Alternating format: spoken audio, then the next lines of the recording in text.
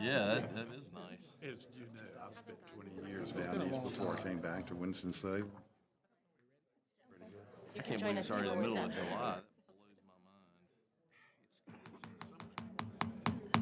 mind. Good afternoon. My name is Chris Leak, and I'm the chair of the City Planning Board. I would like to call the meeting to order. I would like to welcome everyone first to the July 14th meeting of the City County Planning Board. Would you please stand and join me in the Pledge of Allegiance? I pledge allegiance to the flag of the United States of America and to the republic for which it stands, one nation, under God, indivisible, with liberty and justice for all.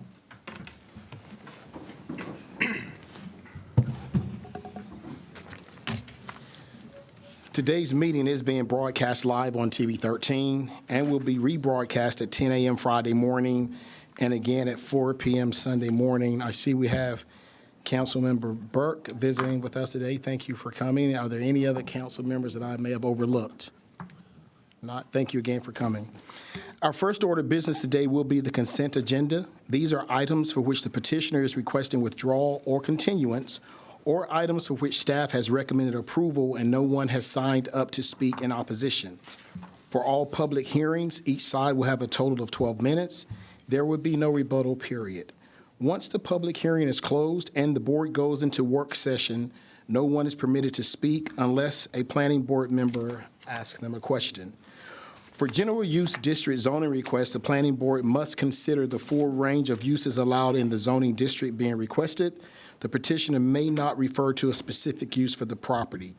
For special use district zoning requests, however, the petitioner must identify the intended use or uses of the site and give specific details on how the site will be developed. Items under Section B of the agenda will require final action by the appropriate elected body, either the City Council or County Commissioners. As such, votes taken by the Planning Board concerning these items are recommendations that will be considered by the elected bodies during their review of the request. Before addressing the Planning Board today, we will need your name, address, and zip code for the record. Our first item of business is the approval of the minutes of the June 9th and June 23rd meetings. Are there any additions or corrections? If not, what is your pleasure? Move approval, Mr. Chairman. Second. Moved by Mr. Lamb, second by Mr. Grubbs. Any further discussion? All in favor? Aye. Aye. Opposed? Thank you. That is unanimous. Now going to call on Mr. Corley to review the consent agenda. Thank you, Mr. Chair. The first item, I think I'm going to turn my microphone up. Can everybody hear me okay? Okay. First item on the consent agenda is B1. This is case W3533. This is a request to rezone about a half acre from RSQ to IPL. The property is on the south side of Humphrey Street, west of Free Street, kind of where the street changes names. This is a limited use request, so we don't have a site plan for you to review, but our understanding is that a local nonprofit plans to utilize the city-owned property for historical exhibits and event space. Although the area plan recommends single-family residential use of the property, the character and the scale of the proposed uses are generally compatible with the surrounding area, so staff recommends approval of this request.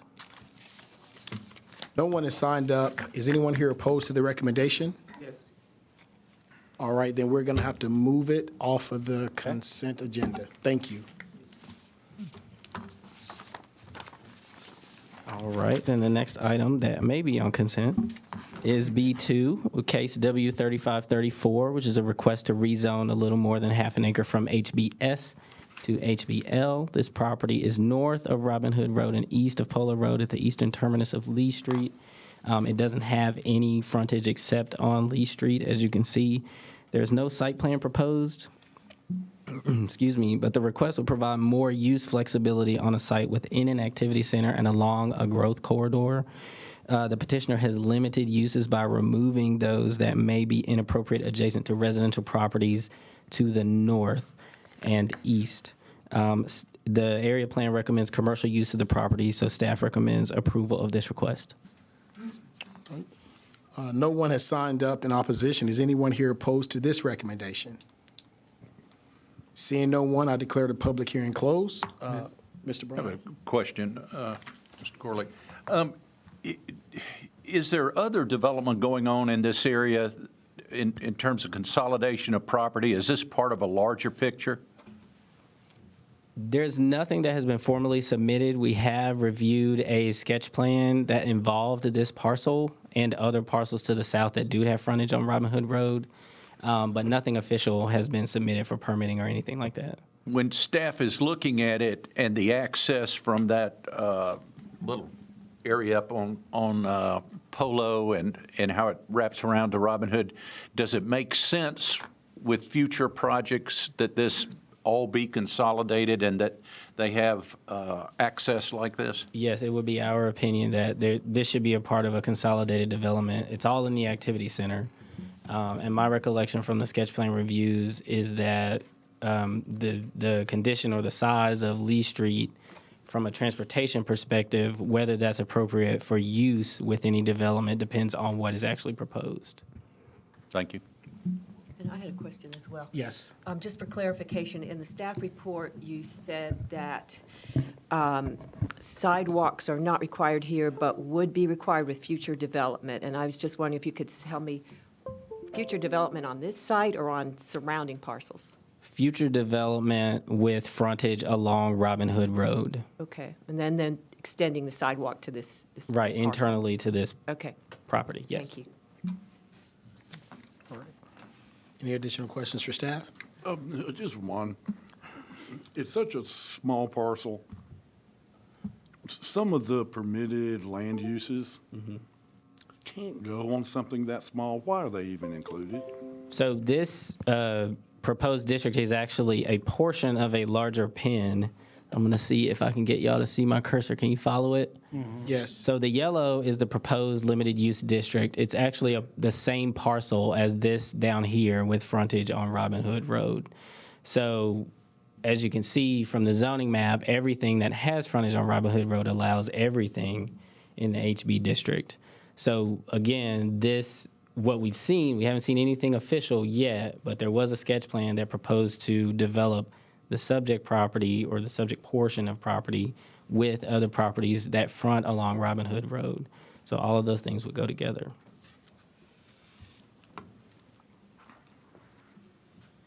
Okay. All right. Any additional questions? All right. What is the pleasure of the board? Mr. Chairman, I move that the planning board find that the request is consistent with the comprehensive plan. Second. Motion by Mr. Lamb, second by Mr. Grubbs. Any further discussion? All in favor, sign of aye. Aye. Opposed, the same sign. And, Mr. Chairman, I further move that the planning board recommend approval of W 3534. Motion by Mr. Lamb for Second. approval, second by Mr. Grubbs. Any further discussion? All those in favor, sign of aye. Aye. That is unanimous. Thank you. Mr. Chair, there may have been people that showed up after I gave you the sign-in sheets. I'm not sure whether there's anybody who signed up to speak in opposition for case B3, which is W 3535. Okay. I don't think so. When I handed you the sheets, no one was here, so I'll go ahead and present it on All right. consent. This is a request to rezone almost 2 acres from RS9 to RM12S. This is on the north side of Country Club Road, west of Kilpatrick Street. That GOS property you see to the west of the subject property is the Masonic Lodge, which is a newer building along Country Club Road. This is a special use request, so we do have a site plan that you all were able to review in your materials. They're showing 4 apartment buildings scaled to 2-story, single-family residential size with traditional pitched roof design, and parking along a private loop road. There's a proposed condition to manage the 50-year storm where the ordinance requires management of the 25-year storm, so that's additional stormwater management there. The petitioner has requested alternative compliance along a portion of the northern boundary. It's a narrower planting area with a 6-foot brick wall that should be labeled on your site plan. The area plan does recommend office uses at this location, but changing market trends with regard to the demand for office space in particular, combined with the need for housing and the thoughtful design of this request, make it reasonable to staff. In addition, this property is also located along a growth corridor, so staff recommends approval of this request. No one is signed up. Is anyone here opposed to this recommendation? All right, seeing no one, I declare the public hearing closed. What is the motion of the board? Or is there a question? Yeah, I did have a question for Mr. Corley. Regarding the road capacity issue, do you see any solutions in the future, or do you expect the capacity continue to be beyond, level of service D? That's a very good question.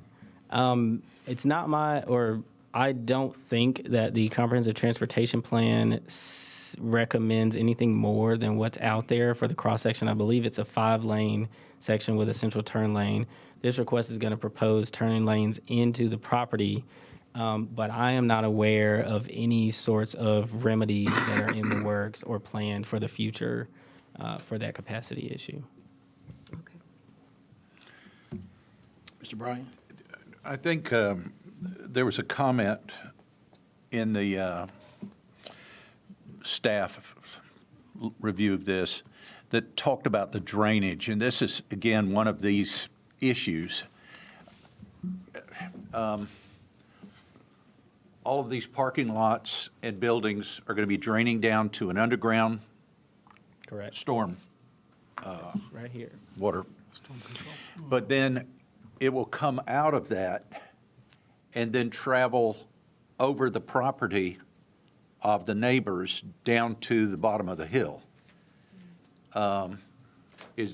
It seems, unless there has been a change and the developer has a different idea, or we have somebody from Stormwater here, and going down and looking at Bogart Circle down there, which in the stream that's at the very bottom down there, it seems like without making multiple ways to get that water down the hill, it's all going to converge at one place.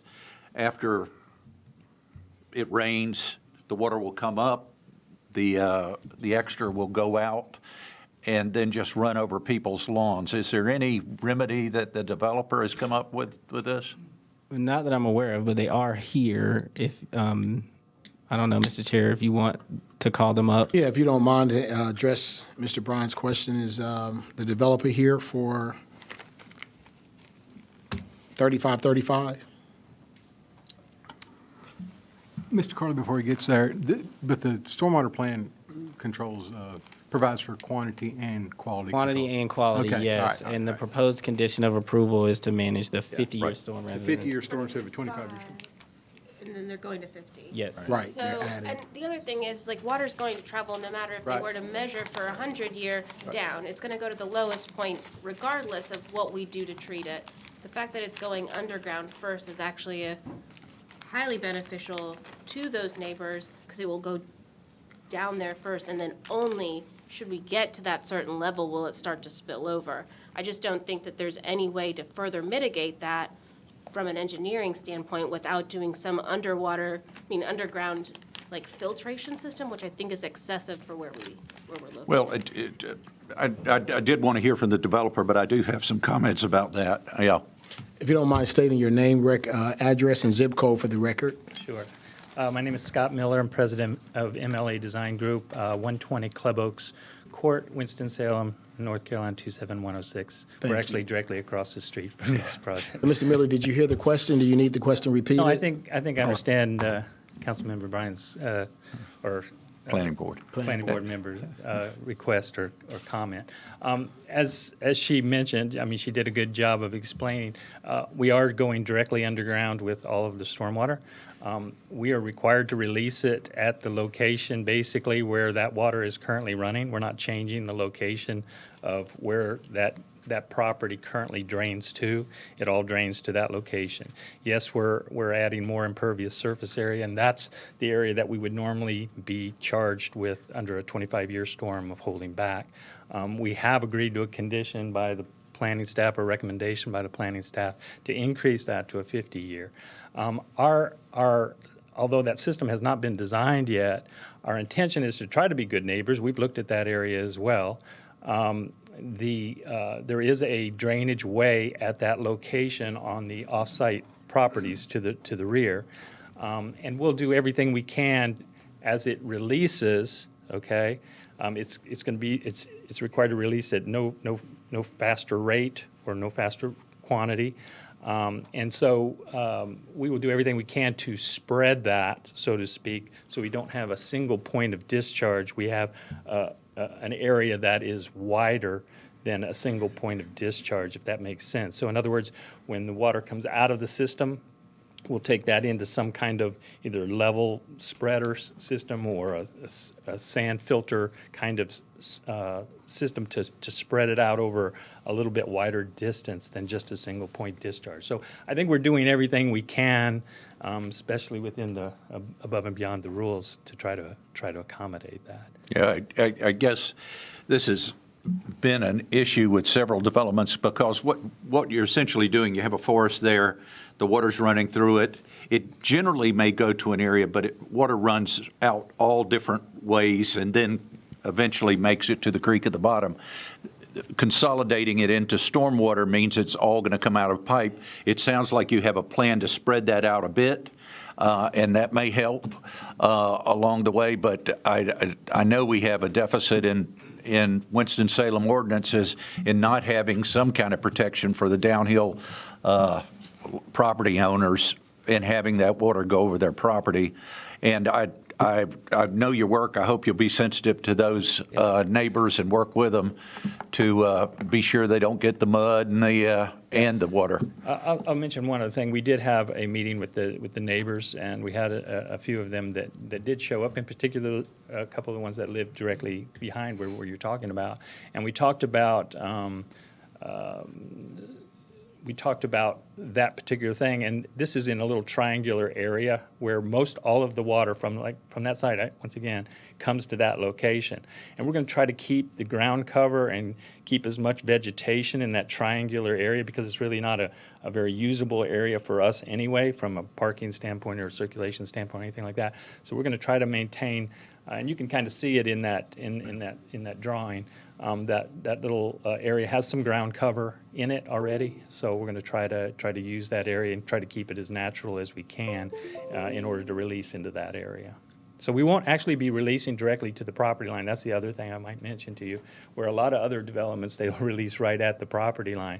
We'll be back at least 30 feet or so, probably, maybe even a little bit more from that. Thanks for your answer. I hope that helps. If I could just add to one thing George brought up, I'm also fairly familiar over the years with their work, and it's exemplary. Thank you. And I'll just say thank you for that. Thank you. Thank you, Mr. Miller. Wait, All right. thanks. Any other questions? Public hearing has been closed. What is the motion of the board?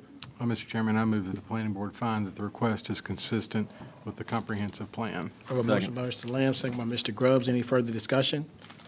All those in favor, sign of aye. Aye. Opposes? That is unanimous. And Mr. Chairman, I further move that the planning board recommend approval of W 3535. Motion by Mr. Lamb, second by Mr. Grubbs. Any further discussion? All those in favor, sign of aye. Aye. Opposed, same sign. That is unanimous. Thank you, Mr. Chair. I believe we have people signed up to speak in opposition for case B4, so I'm going to move on to B5, which is W 3537. This is a request to rezone 4.6 acres from NSBS to RM12S. This is a portion of the overall Vernon Farms development out towards Kernersville. This property is on the north side of Kernersville Road between Vernon Farms Boulevard and Townsend Drive. Similar to what we were just talking about, the staff was evaluating a site that was recommended in the area plan for non-residential uses, but has never come forward with any type of development proposal that would fit. The proximity of an activity center further along Kernersville Road to the east and the location along a growth corridor, again, along with changing market conditions, make this a reasonable request in staff's opinion. Reducing the intensity of the use that the site already, reducing intensity of the zoning that the site already has, and providing more residential units are benefits in staff's opinion. So we recommend approval of this request. No one has signed up. Is anyone here opposed to this recommendation? All right. Question is, now, Are you speaking in opposition? Well, just the traffic this will create. I mean, people who already live on Hanson Drive or on Brookshire Lane, it's hard to get out on the street now. All right, hold on one second. Mr. Harrison, do we need to pull this off? Yeah, I think we need to go ahead and make this an actual presentation item, All right. Mr. Chairman. So we'll come back to this. Okay. Then the next item on the consent agenda is C1, is the planning board review. It's a PRD, Planned Residential Development, on 20.85 acres by the name of Kittering Heights. The proposed site plan for Kittering Heights shows 51 lots and a greenway easement along Fraser Creek. You can see that kind of follows that green line on the area plan. These lots, this development also includes a centrally located active open space with a mail kiosk. This site plan meets UDO requirements, so staff recommends approval. Move approval. Second. Before we go into approval, I have Mr. Contos here today to potentially speak on this. I know there's been a lot of dialogue and discussion on this case, and Councilmember Burke is here, even though this is not a public hearing, and we're here to simply look at, does this meet the requirements of the UDO? I think some of the neighbors did come. So just giving liberty, if there is a representative that would like to give a summary of concern, and we'll give you 3 minutes to do that. Is there anyone who would like to speak? All right. If you would approach the podium, please, and state your name, address, and zip code for the record. Joanne Allen, P.O. Box 284, Winston-Salem 27102. Basically, this particular area has really hit hard as far as the people who live there. And the problem that we have, one of many, is the fact that, first of all, people weren't even aware of what was going on until just a few months ago. And they still aren't aware of what's going on and how the traffic along with 158 is going to coincide together. So I think before you all really vote on this, we really should have more people, come up. When you all speak with the developers and the investors and all these individuals, you all leave out the most important part, and that's the people themselves who live there that's not even aware of it.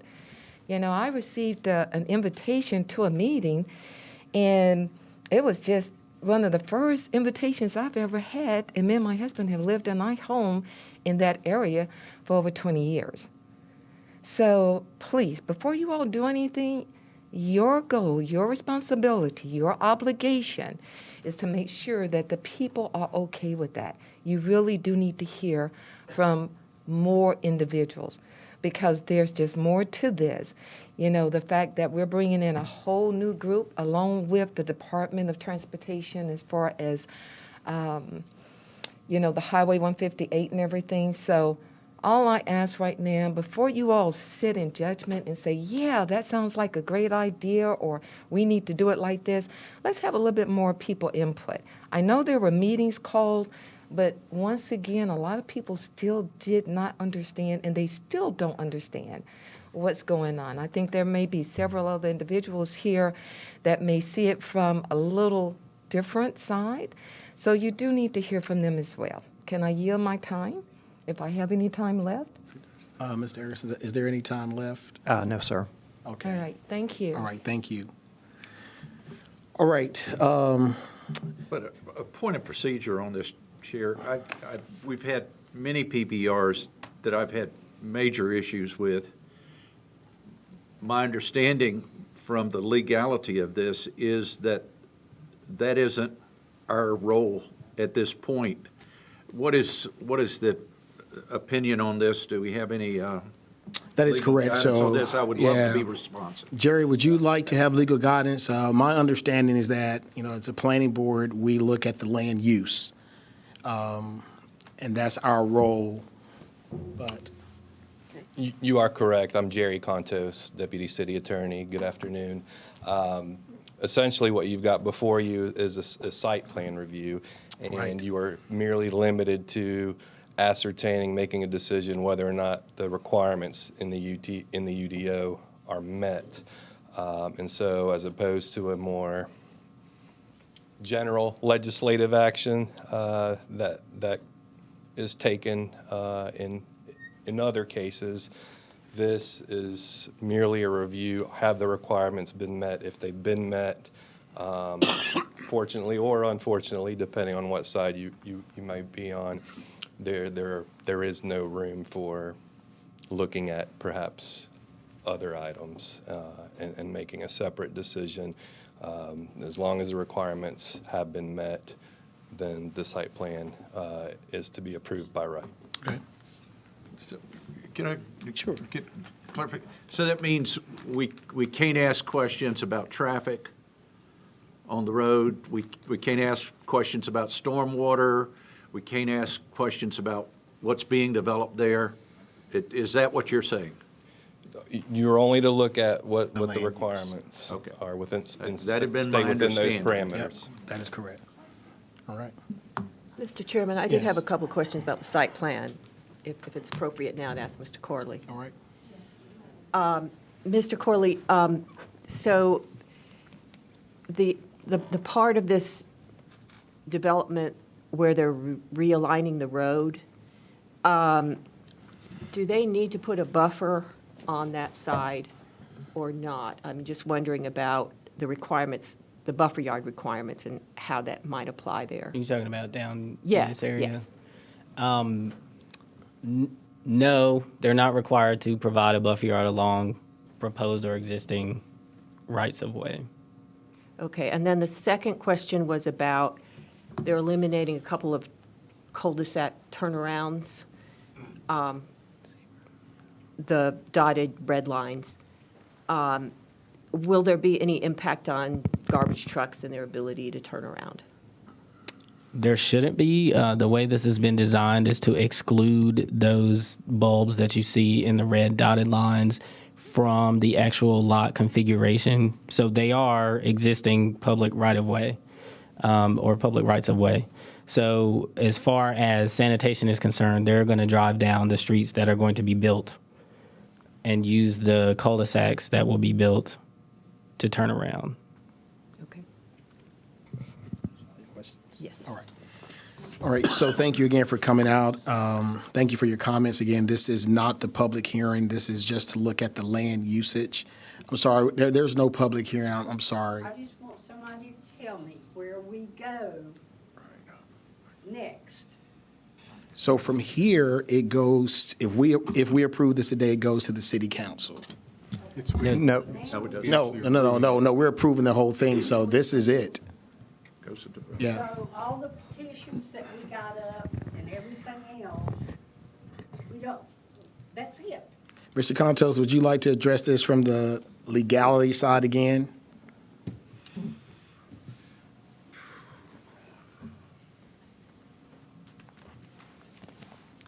Could you address any questions you have again? I'm sorry. I think it's just an explanation of by right Right, development, so. right. What's next? Yeah.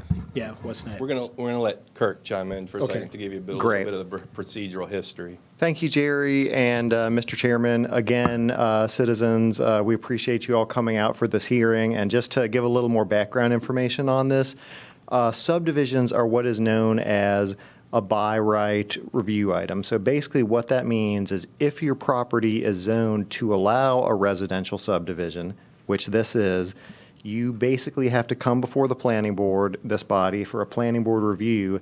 And unlike rezonings, which go to city council for the final decision, the planning board acts as the arbiters of this decision. And as Mr. Contos, the deputy city attorney, mentioned in his previous comments, we have a book of regulations called the Unified Development Ordinances. If the site plan meets all of those with regard to lot sizes and right-of-way widths and open space and all of those things, then the planning board doesn't really have the latitude to ask for additional things that they might on a rezoning because they're not conferring any extra rights on the property. They're just allowing someone to develop under rights they already have. So unfortunately, And these are the powers that City Council has granted the planning board, and it's standard practice across pretty much every community of Winston-Salem size that I'm familiar with. This action would stop here today. If I can, like, if I can provide like one, and then this might not feel great, but would say that the staff does pour a lot of time into turn lanes and access and the size of lots in this UDO. I actually love it, but it's not a beach read. It's a very thick document.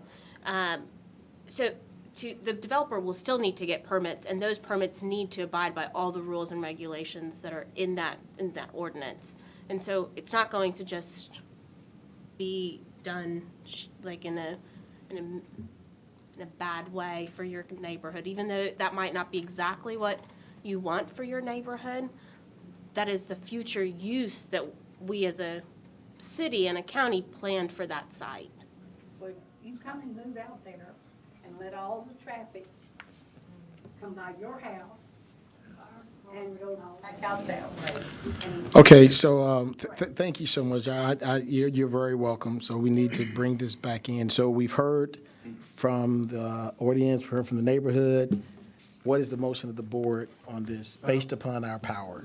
I move approval, Mr. Chairman. Second. We have a motion by Mr. Lamb, second by Mr. Grubbs. Any further discussion? All those in favor, sign of aye. Aye. Opposes? That is unanimous. Thank you. Mr. Chair, the next item on consent is C2. This is a cottage court by the name of Boswell Court. It's a little over an acre on South Broad Street. This cottage court proposes 6 dwellings surrounding an extended central courtyard, which is required by the UDO. All other UDO use-specific standards for cottage court are met, so staff recommends approval of this request. Move approval. Motion by Mr. Lamb, second by Mr. Grubbs. Any further discussion? All those in favor, sign of aye. Aye. Oppose the same sign. All right, that is unanimous. And then, Mr. Chair, I believe this is the last item on the consent agenda. It is another PRD by the name of Sagebrush Trail. This is on 31.13 acres. It's actually an extension of Sagebrush Trail. This proposed subdivision has 64 lots with 3 active open spaces along a winding road. So let me get my mouse. One access point connects to an existing street, and the other access point also connects to an existing street. So we're connecting 2 existing streets. Where the subject property abuts the creek that traverses the southern portion of the property, greenway easements will be provided. This site plan meets UDO requirements, so staff recommends approval. Move approval. Second. Motion by Mr. Lamb, second by Mr. Grubbs. Any discussion? All those in favor, sign of aye. Aye. Opposes? That is unanimous. All right, so we had Several. B1 that was pulled from consent. That is Brian Wilson who will be making the presentation today. All right, we go back to B1. B1. Yeah. Yeah.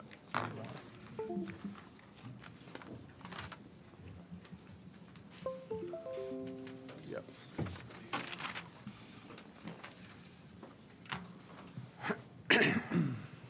Good evening, Mr. Chairman, members of the board. This is case W3533. The petitioner is the city of Winston-Salem. This is approximately half-acre site located on the south side of Humphrey Street, on the west side of Free Street in the Happy Hill neighborhood. The city is requesting special use limited rezoning from RSQ to IPL. As you can see here on the Legacy Growth Management Plan, this is located in Growth Management Area 2, Urban Neighborhoods. This is the location map. You can see the 3 parcels highlighted in yellow. You can see most of the frontage there is on Humphrey Street as it turns into Free Street there. And just off-site, this is, I'm not sure if you can see my arrow, that's South Research Parkway, the interchange there. This is the aerial image. I'm not sure if you can see at this scale, but there are a couple of shotgun houses there. Those are historic houses that will probably be retained. And this is looking towards the site from Humphrey Street. You can see that unoccupied structure there. This is looking east along Humphrey Street. The side again is to the right. That's the second house. Looking west along Humphrey Street, side is to the left and continuing along the frontage there. And then one more shot there. That's looking southeast along Humphrey Street as it turns into Free Street. Side is to the right, and that house is off-site. Last shot there, just to give you a little bit more idea of where this is located. This is across the Norfolk Southern rail line, looking towards the South Research Parkway and US 52 interchange. This is the area plan land use recommendation map. And as you can see, it does recommend infill residential and single-family residential for the site. However, staff found that the request is consistent with the purpose statement of the proposed IP district, and is consistent with the recommendations of Legacy, and the proposed uses are complementary with the existing land use pattern. It's a fairly small site, so any scale issues would really be resolved by the site itself.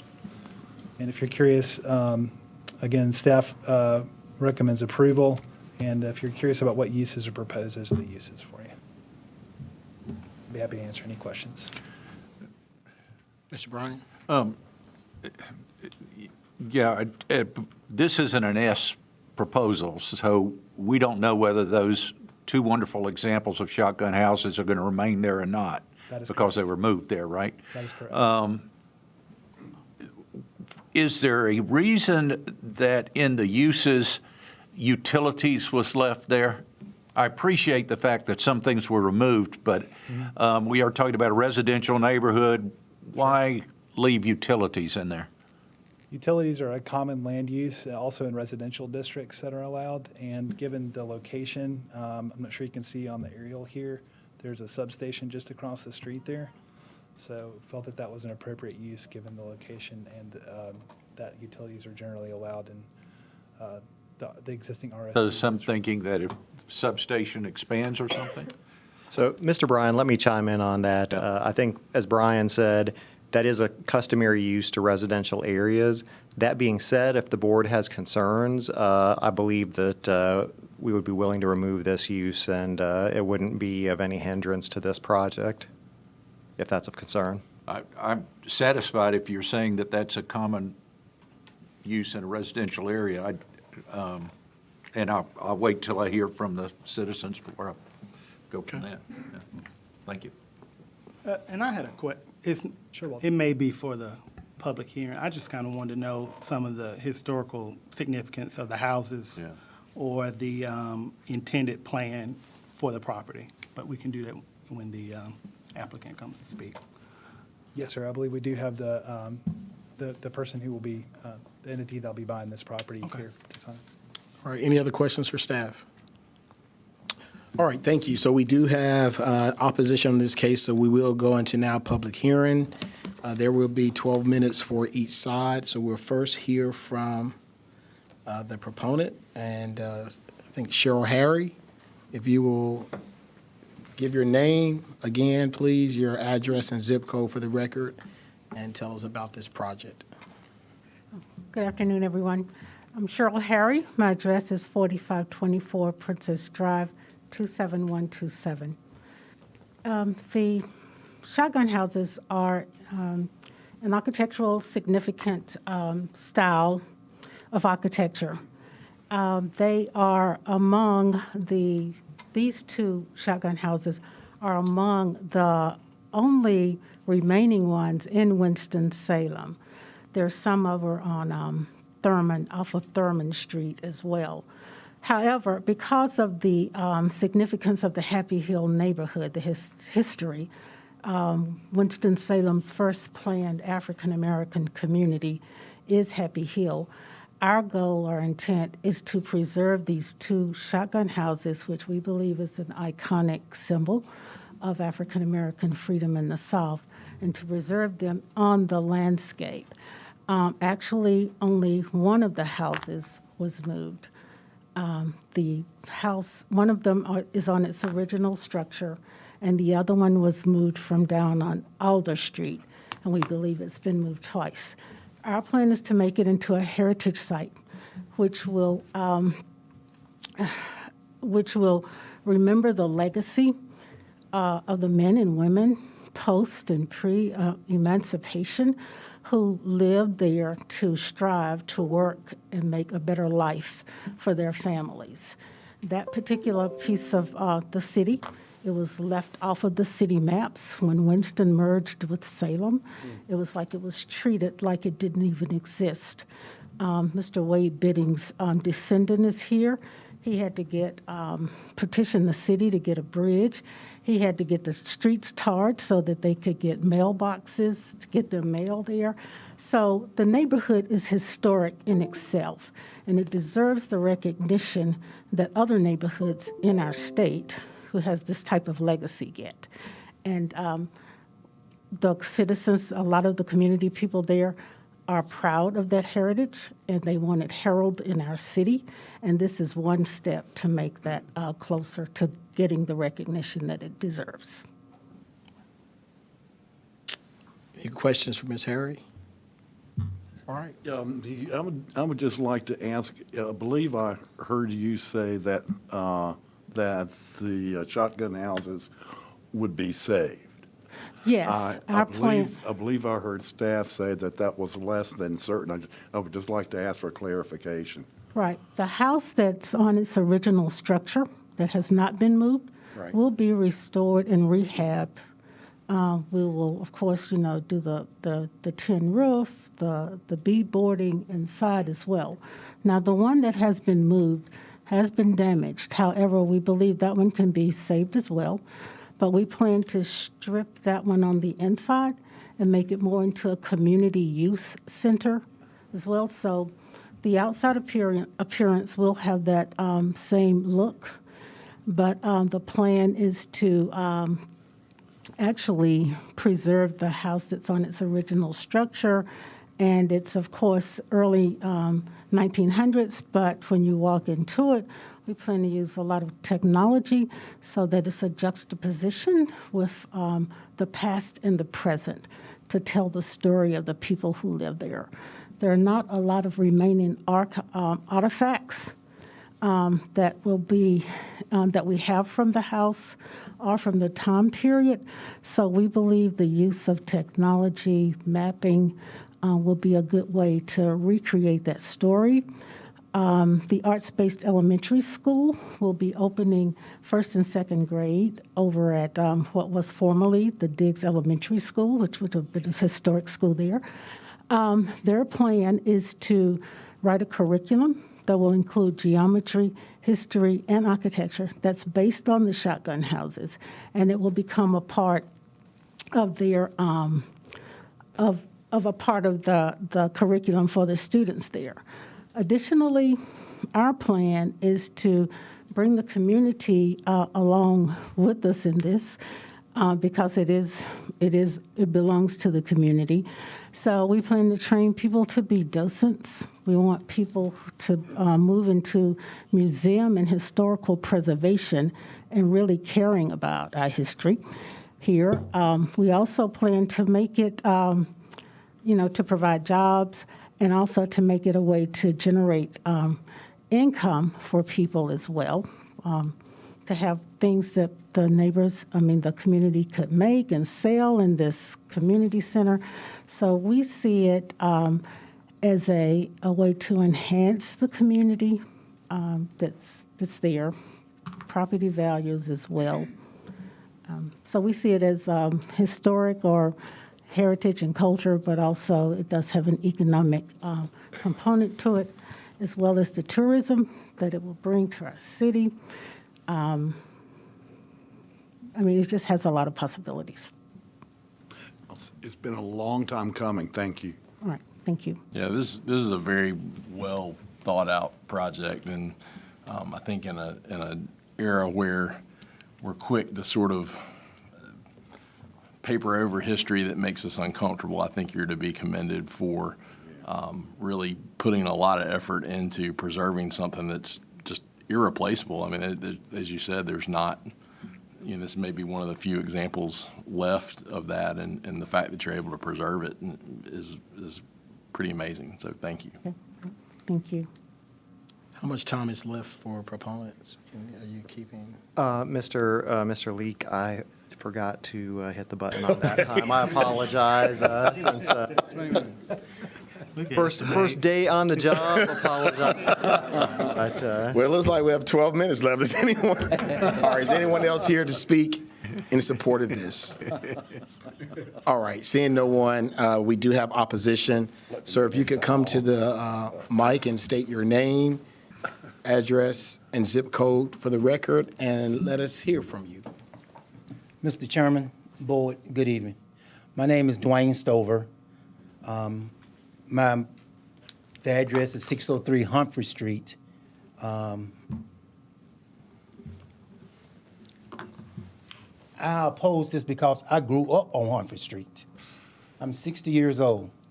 Since 1974, my parents have lived there. Both of them are deceased now, but I grew up on Humphrey Street. I recall these houses. Now, maybe someone else may know something different, but these houses used to be liquor houses when I was in the 70s. Now, let's tell the truth here. There was nothing great or history about so-called heritage. I don't have any heritage other than as a kid coming up as liquor houses. To open up a museum or something like that, I think Miss Harry said that the Diggs is going to reopen where I went to elementary school at. Why can't the board just move the houses on that street? Humphrey Street is a very quiet street. There's only 3 homeowners on that street, and the others are renters. I don't want this to be a very busy street. Like I said, as a kid, I grew up there in the 70s. I just totally disagree with this. My sister is unfortunately, she's not able to attend tonight, but she's not in favor of this also. To us, it's like invading the privacy from something where my parents have 3 lots there, or 3 own property there. Now we got a crowd there. We've had the options to sell the property before, but we haven't because that's something that our parents earned and paid for. So my question is, why can't the houses just be moved up to Diggs Elementary School? Like I said, the only heritage I got is not good, and I'm not reading books. I grew up there, so I just don't understand at all, Chairman League and Board. All right. Thank you. Thank you.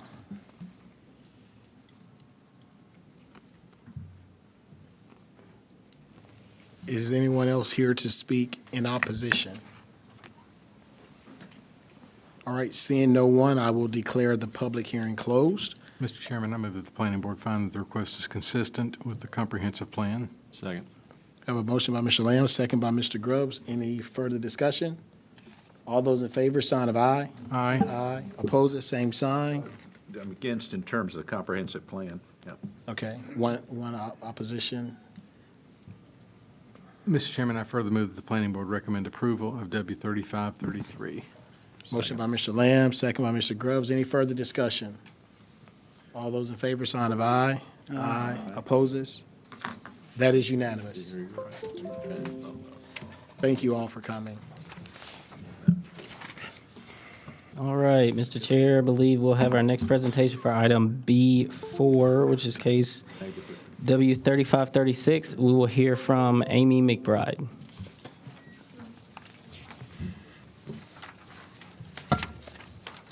Which one are we doing? 35, 4, 35, 36.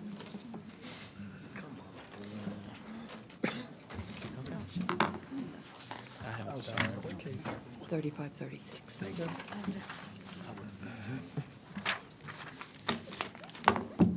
Okay. Good afternoon, everyone. As Mr. Corley stated, this is case W3526. 36. 35, 36. 3536. Right. The petitioner is Margaret L. Kolb Family Limited Partnership and Vanco Incorporated. The site is 54 acres on the south side of Robin Hood Road, east of Jefferson School Lane, And the request is a general use rezoning from RS20S to RS9. Here's Legacy's map. You can see that the site is located in Growth Management Area 3, suburban neighborhoods, and is also along the Robin Hood Road Growth Corridor. Here's the location map. You can see the site's fairly large site with the 56 acres and predominantly RS9 zoning surrounding it. And here is an aerial image of the site. So this is the view into the subject property from Robin Hood Road. The driveway is pretty much the narrowest part of the site along the north. And this is a view looking across the street from Robin Hood Road. This is looking west down Robin Hood Road from the subject site. And again, another picture looking east up Robin Hood. And the area plan map does recommend single-family residential. And in summary, the proposed zoning is consistent with the adjacent neighborhoods, which have the same zoning. The request is consistent with the recommendations of the West Suburban Area Plan update, and the site is along a growth corridor and has access to water, sewer, and a major thoroughfare. And the recommendation is for approval. Be happy to answer any questions. In fact, I'll just go back to the aerial if anyone needs. Any questions for staff? Yes, Ms. Bride, how much of that land is out of the floodplain? I don't know the exact acreage on that. No, you don't have any thoughts about that? How much exact acreage of the 56? Yeah, I mean, looking at the picture you have now, where's the floodplain here? Mr. Bryan, the floodplain is the land that's in the light green. That's the flood fringe, and then the darker area where the blue and the kind of green overlap towards the west along Muddy Creek, that is the actual floodway. So just estimating, certainly less than half of the site is out of the floodplain. So it would be mainly the yellow that would be out of the floodplain? That's correct, sir. So just in terms of developability of the site, you're really looking at, if you see the structure in the rectangular part of the property now, just that yellow area surrounding it, because the area on the other side of the creek, you would have to get a Corps of Engineers permit to cross that, and the cost and hassle involved wouldn't be worth it for getting to such a small area. Yeah, I'm just trying to get a sense of density based on how much is usable land. Yeah. Thank you. Excuse me, can I ask a follow-up question based on what Mr. Bryan asked?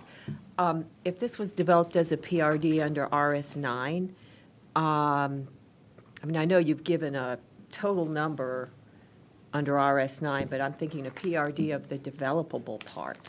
Can you give us some estimate of how many lots that might be? Again, I'm not sure, it sounds like staff hasn't evaluated that in terms of doing a site plan. Again, there's some kind of minimums in terms of what you could actually do. Probably wouldn't be able to go less than 40 or 50 feet of lot width just to make your building-to-building setbacks that still exist in the UDO, even with PRDs work, and then accommodate a likely two-car garage given kind of the expectations of the market at this location. So you probably couldn't max out your development site under RS9 even with a PRD. Okay. So I imagine Mr. Dickey is probably here to speak on this. I believe this was a STIML site plan when we get to. We don't have a site plan. Oh, This is yeah, a that's general right. Yeah, use this is rezoning. general use. Yeah. Maybe the So petitioner yeah, can answer it's that, speculative at this point, but the petitioner may be able to answer that. Any other questions for staff? All right, thank you. We will go into public hearing. We have one proponent, Lisa. Yes, I can't read the last name. If you could state your name and address for the record and zip code.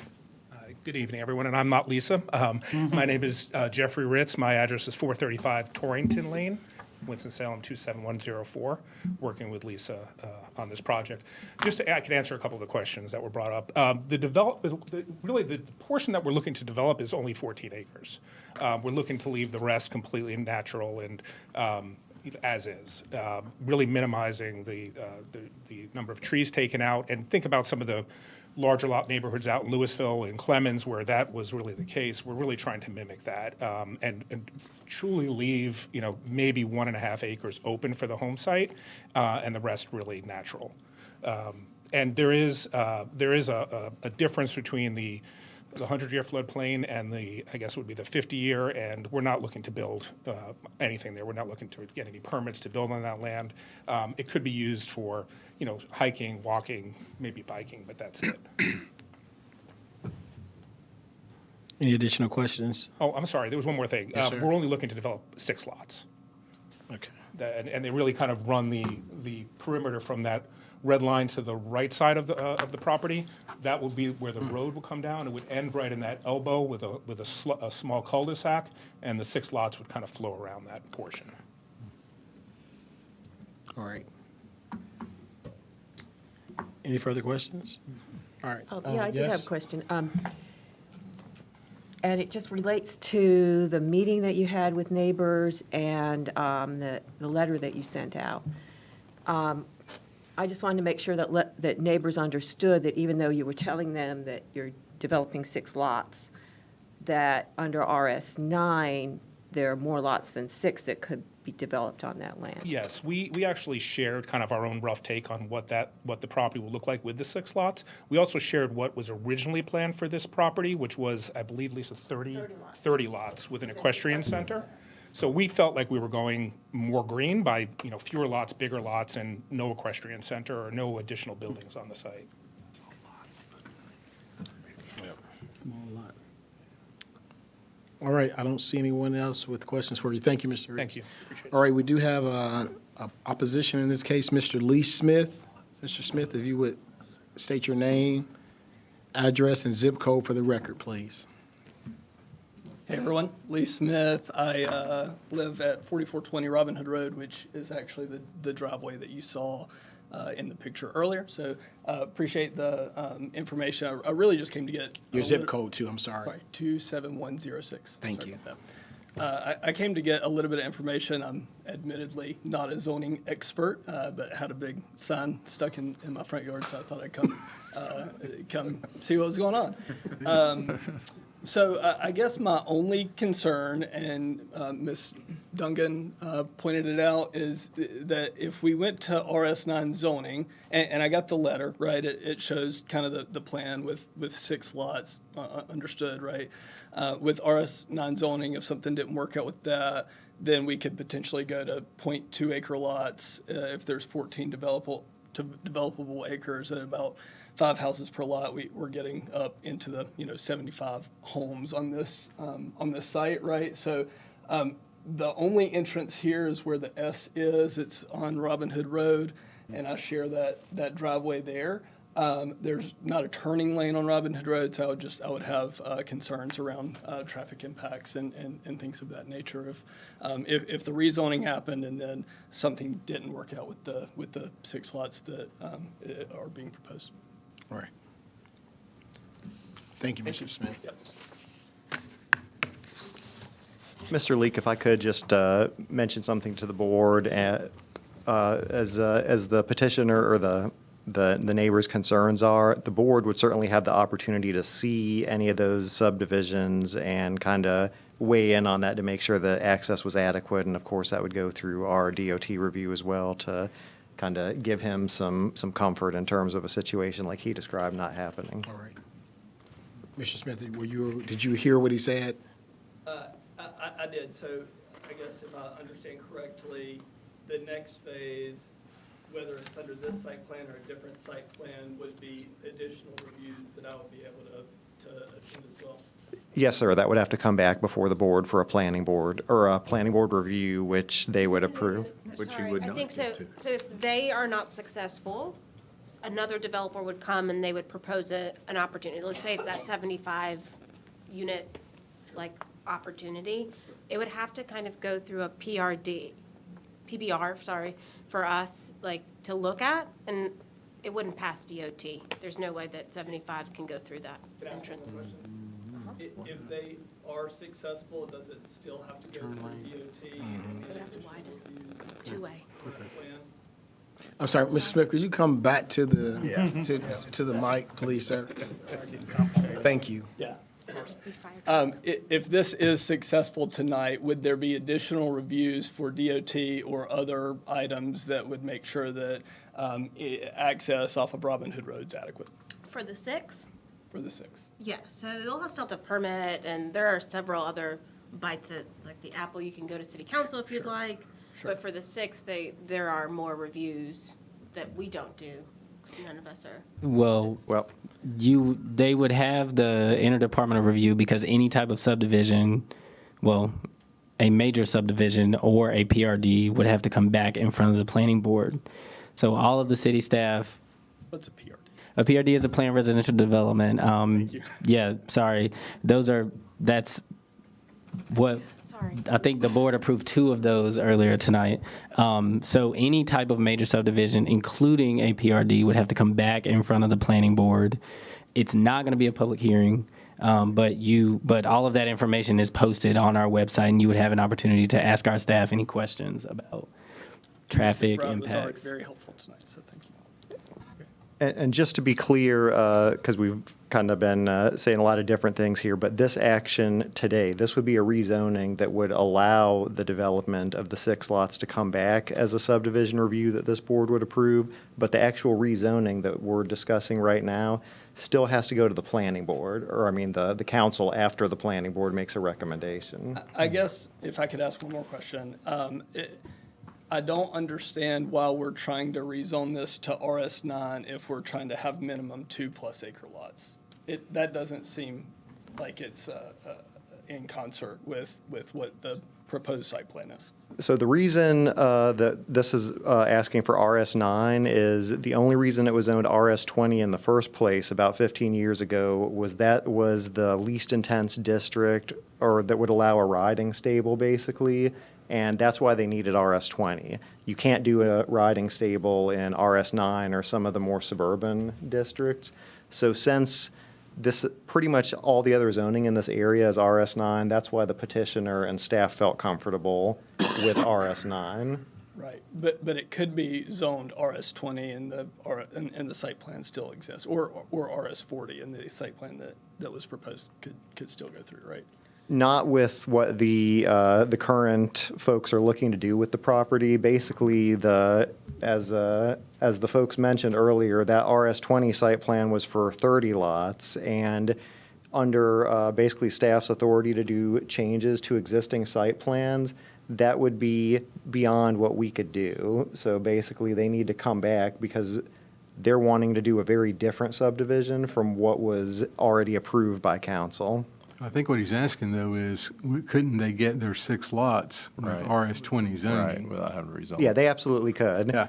So his concern is, I don't put words in your mouth. You're saying the exact right words. My concern is that there are going to be additional homes that if this gets rezoned for 0.2 acre lots. And the reason why they have to rezone, though, is because there was an S on the RS20, which, yeah. Could staff speak to the standard for a subdivision approval versus a PRD review? Because it's a different standard, correct? It is. So basically, a subdivision review is just a standard planning board review. There's minimum conditions in the ordinance, and if you meet those, the board has to approve it.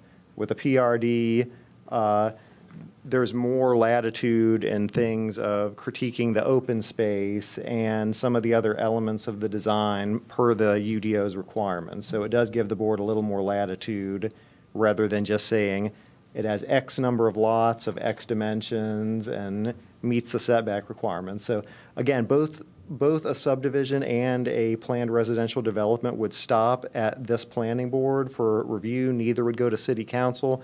But as Mr. Grubb said, the planned residential development does have a little higher level of review. Understood. Okay.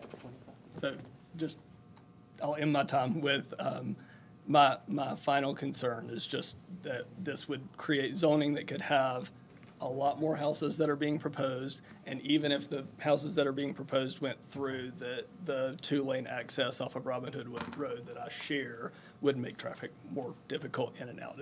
You saw the photos, and it's very, very narrow. So, thank you, Chairman and Board, for your time.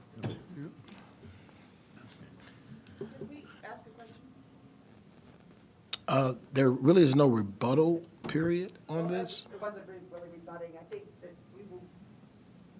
when we put a sketch forward, we were told that we had to rezone it to RS9, that we couldn't use the RS20.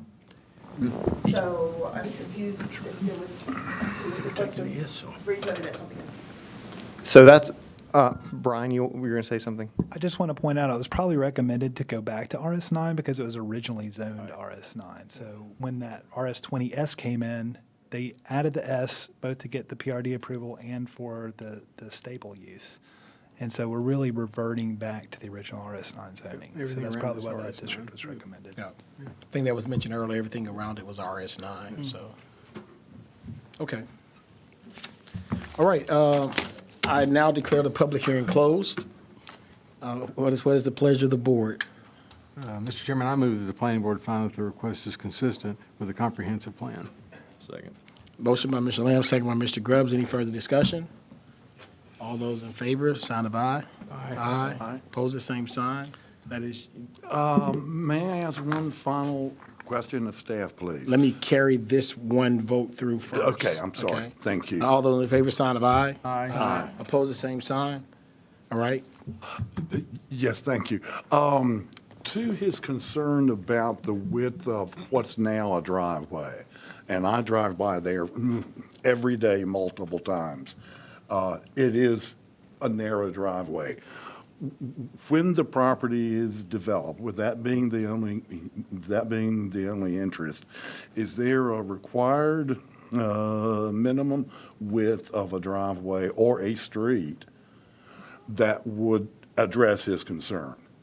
There is a required minimum. I believe it's 20 feet. I'm not sure whether this meets that. 25. I believe this, I couldn't tell you, Desmond or Brian. It's 25. Yeah, so the easement, if they're gonna have an easement for a minor subdivision, would have to be at least 25 feet wide. To meet access requirements for emergency services, the actual pavement has to be 20 feet. Good. And again, that's where we're talking about the second bite of the apple is once, assuming this gets through city council approval as RS9, then the petitioner would have to come back and go through that site plan review interdepartmental process and make sure that the road widths and everything for the proposed 6-lot subdivision work. That's great additional information. Thank you. All right. And Mr. Chairman, I further move that the planning board recommend approval of W3536. Second. Motion by Mr. Lamb, second by Mr. Grubbs. Any further discussion? All those in favor, sign of aye. Aye. Opposed, the same sign. That is unanimous. Mr. Corley, I would ask, I saw Mr. Smith's hand went up again. Okay. If someone could speak with him to make sure that all of his questions are properly addressed from staff, I would really be appreciative. Yes, we'll get Amy and Brian to speak with him. Thank you. All right. I think this should be the last item for you tonight. The last public hearing is going to be case W35. We had two. I'm sorry, it's not going to be the last one. There are two more. Mark has both of them. So 3537 is next. That one's on Kernersville Road also.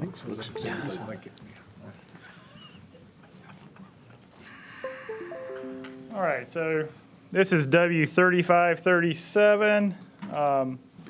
Site is 4.79 acres on the north side of Kernersville Road between Vernon Farms Boulevard and Townsend Drive. The request is a special use rezoning from NSBS to RM12S. The site is in GMA 3 suburban neighborhoods, and it's along the Kernersville Road growth corridor. Okay, so the site that you see here is NSB. To the north is the Vernon Farms townhomes. That you see if I can't see the cursor like I wanted to. Oh well. Yep. Yeah, there you go. To the east and the south is single-family residential, and to the west is the vacant lot that will be a part of the Vernon Farms final development plan. All right, so here's the aerial image. This used to be a farm. This is the barn that was part of the farm. This property is on, some of it's on the highest portion of this development plan, which is what we'll talk about here. The water tendency goes north and to the east towards Townsend Drive. All right, this is the area plan. So this is area plan has it for commercial. The site was on NSBS in March of 2002. The original plans had a shopping center with about 39,000 square feet. Since 2002, we've seen a decline in interest for brick and mortar stores due to online commerce. And currently, we have seen demand for increase in housing. So we've all seen that the past couple of years because of the lack of home development after the Great Recession. This is the historic photo, what used to be there. So this is the Wilson-Stockton house. It was built around 1800, 1820. It's a timber frame house. The barn is to the left here. And this is the barn today that's on the site. This is looking north on Vernon Farms Boulevard. The site is to your right. This is looking west. You see Vernon Farms Boulevard, the intersection with Kernersville Road. The site is again on your right. Here is if you're on Vernon Farms Boulevard looking left on Kernersville Road, the site will be on your left. And this is looking south on Townsend Drive. The site plan is 12 buildings, 4 to 5 units each. The density is 11.07 dwelling units per acre. There is 2 access points on Vernon Farms Boulevard. Again, the angle makes it kind of hard, but yeah, from here at the north and the south end. The south access will be a right in, right out only. And then there is 1 access point here on Townsend Drive. There's public sewer and water for this development and 3 private streets. So you got Greenland Drive up here on the top, Foothills Fall Drive, and Turtleback Road right here. The sidewalk connections will connect to the existing Vernon Farms Boulevard sidewalks through here. There is a 15-foot Type 2 buffer yard that will be between them and Vernon Farms townhomes. They also have the exact same buffer yard, so if you combine them together, it's 30 feet.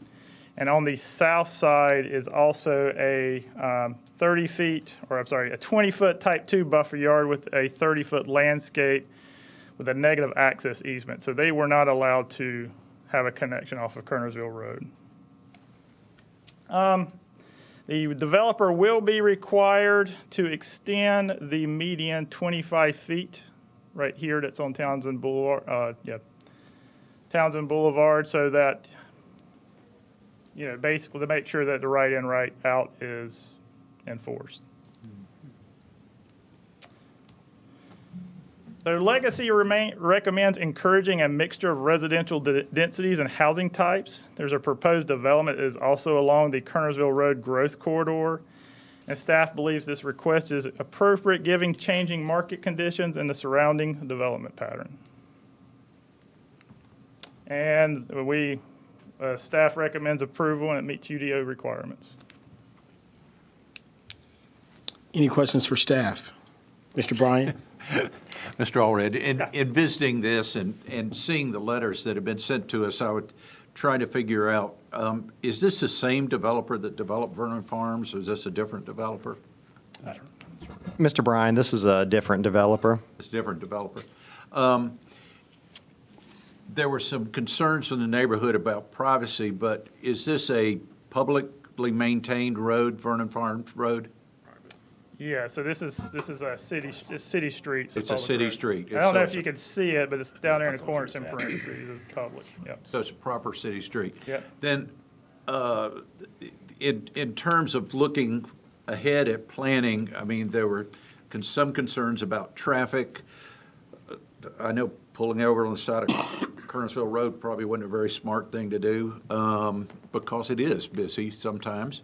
But the area that is not developed just across this boulevard of Vernon Farms Road, that's zoned as single family, right?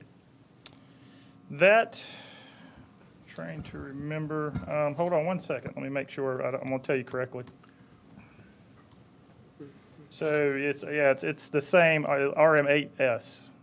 Oh, It's okay. It's part of the overall development. It's part of the overall development, and so I guess we would anticipate that at some point that would be developed as well along this way, right? That's So correct. looking at more comprehensively than just this development. Okay, that answers my questions. Thank you. Question, this is not within the activity center, correct? It's not, Mr. Grubbs. And just to give a little more context for the board, because I know we've had some members that were here when this development originally came in, but several of you all got on the board after the fact.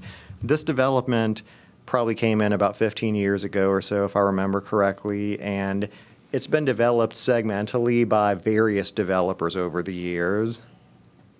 Okay. I guess my question is, with it not being in the activity center, I know potential development on the east side of the and when I talk about the activity center, I believe there's an activity center around the Beltway.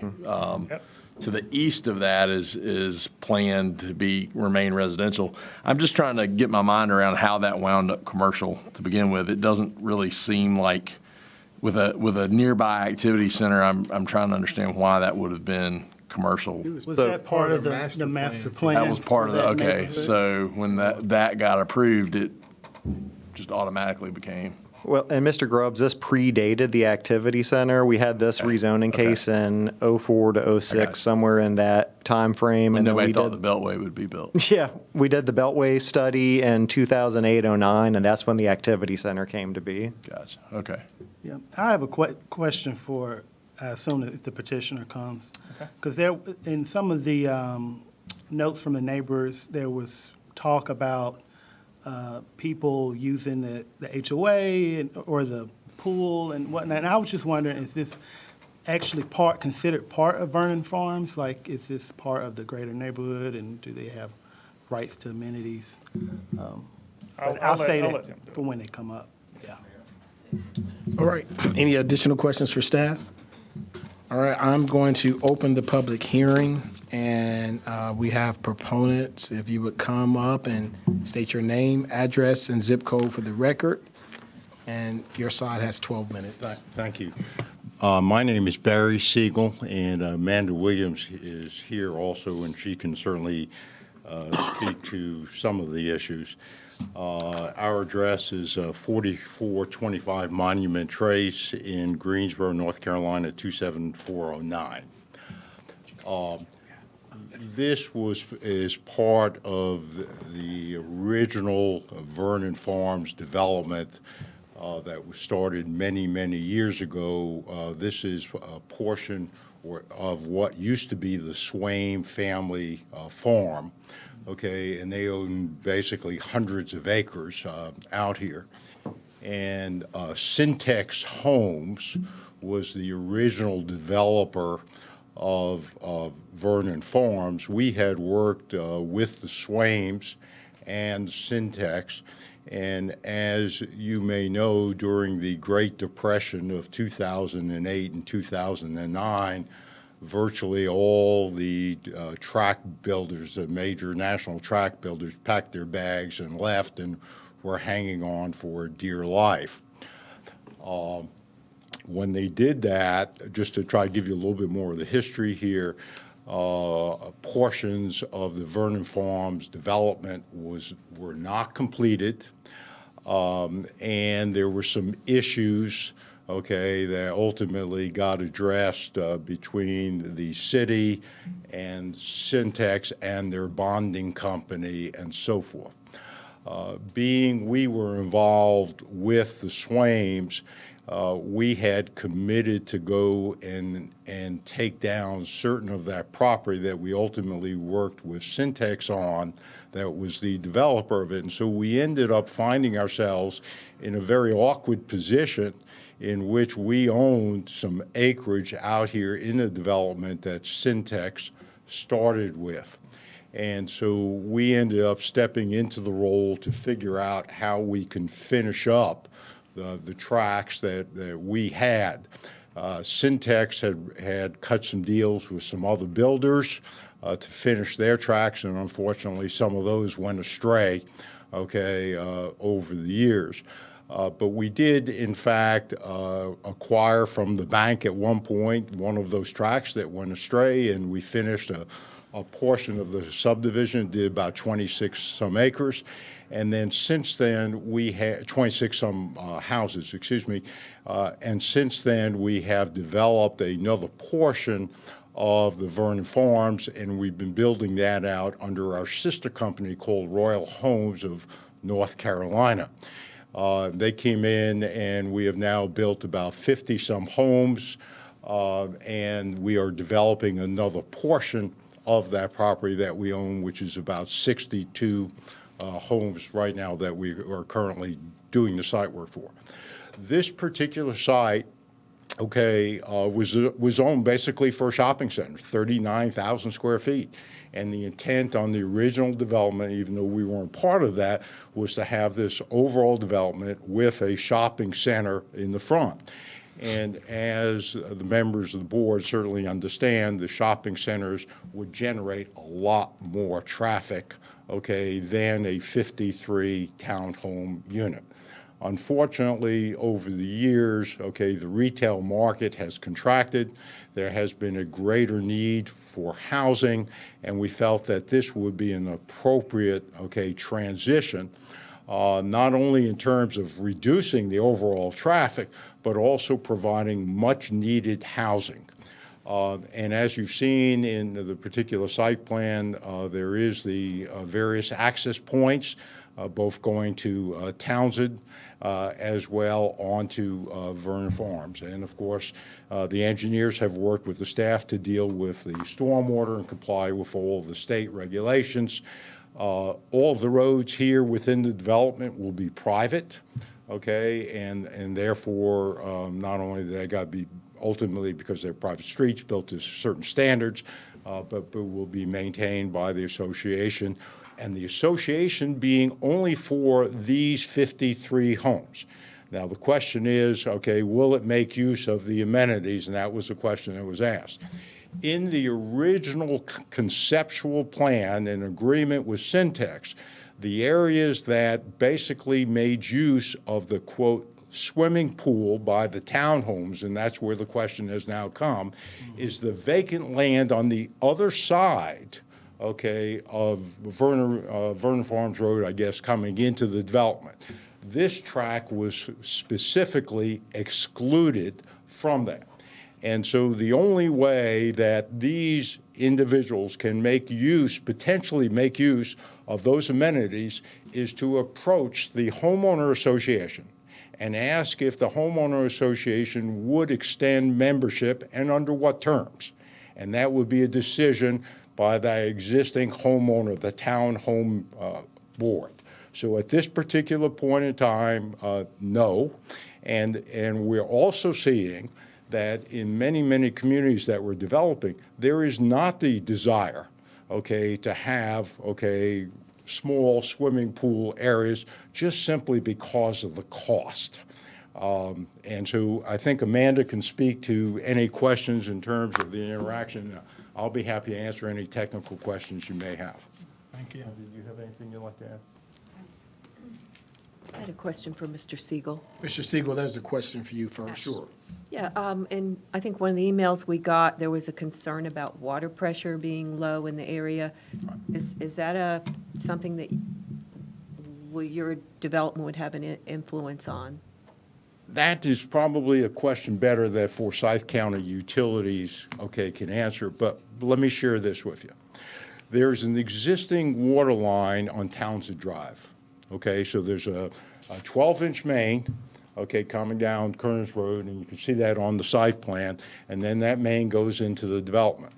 One of the requirements from Forsyth County, which is typical of all cities and towns, is the need and the requirement to loop the water system, because right now they don't have that loop.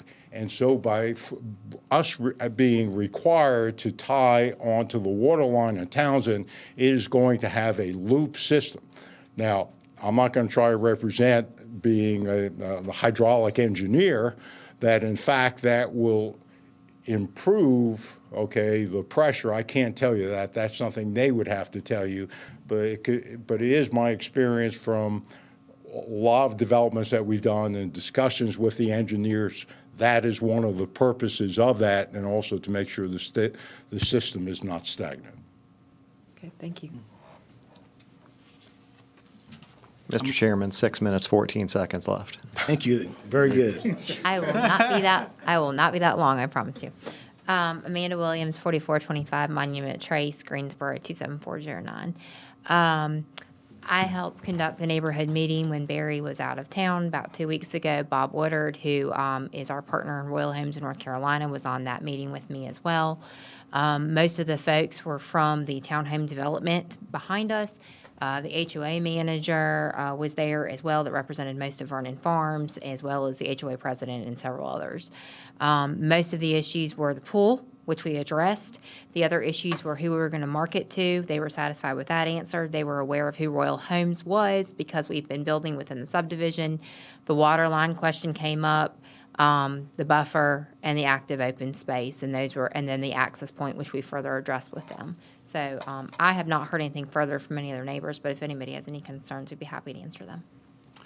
Question, the pool is fenced, right? That existing pool is fenced, yes. And it's got a gate, I right? believe so. Okay. Yeah. Yeah, the existing townhome community director did not seem to have any desire to sell pool memberships to our new residents, and Royal Homes made it very clear that they would let their prospective buyers know that that was not part of that HOA, and it was a separate HOA, and we've done that in many developments we've done throughout the area. Thank you. You're welcome. Any additional questions for the proponent? All right, if not, I'm sorry, I see a hand. Yes, ma'am? I think she's in opposition. Oh, probably. excuse me, are you in opposition, correct? Yes. Okay, all right. So we'll now move to the opposition. If you would state your name, address, and zip code for the record. I'm Brenda Thrower. My address is 4021 Brookshire Lane, which is off Townsend, down the hill and to the right, Short Street, 2 houses, 27107. I'm really concerned about traffic. I don't know how many cars it took before I could get out of my street off Townsend onto 150 today. And you're going to dump, what, 100 more cars out through there? 53 houses, 100 more cars up on our street? I'm very concerned about that. I realize that's not your problem here today, probably just to say it's okay to zone. But now I'm concerned about water. What's going to happen to our water on our street with it being tapped with these 53 more units? 53 is a lot for that small area, in my opinion. I have real concerns, and I wanted to speak them. I don't know if it'll do any good. Did writing a letter do better than this? I don't know. I came to the meeting many years ago, and I think we had some effect on some of the things that were done when the development first started. Anyway, I guess that's all I have to say, just that I have real concerns about this much, because that development shouldn't affect our little development, I didn't think. Thank you for listening. So we've done a lot of sort of planning, teaching tonight, which I think has been good. And so I think this is another opportunity for that, because I think it's an issue that a lot of times is misunderstood by the public. This area that's being rezoned is currently zoned for commercial use, meaning that you heard the reference earlier to by right development, meaning that the owner of the property automatically, by virtue of owning the property, has the right to develop it for the zoned use. So the owner could, without having to go through the process we're in the midst of right now, build I believe it was 39,000 square foot shopping center And so the projected traffic trips, and staff can fill in the gaps for me, is going to be significantly higher on a 39,000 square foot shopping center than it's going to be on a 53-acre townhome community. So I understand your concern. I assumed the shopping center would have had access to 150 instead of going down a side road and coming across. That would have been reasonable. I don't know that I mean, I don't know what the site plan showed, but I don't know that that's a certainty. But regardless, the traffic impact is going to be much greater. Again, I know that doesn't make you feel better, because right now there's a barn in an empty field that doesn't generate any traffic. That property, the barn's further down, I believe. I don't think there's a barn in that corner. Well, Maybe I'm wrong. Maybe the barn. I guess my point that I was trying to kind of help explain is that the current zoned use would be much more intensive and could be developed next month without any of this process generating a whole lot more trips. So while I understand your concern about traffic, I guess what I'm trying to sort of get out there is, compared to what it's currently zoned, this is a less intensive use that's going to generate less traffic, albeit more traffic than an empty field, but less than a commercial shopping center.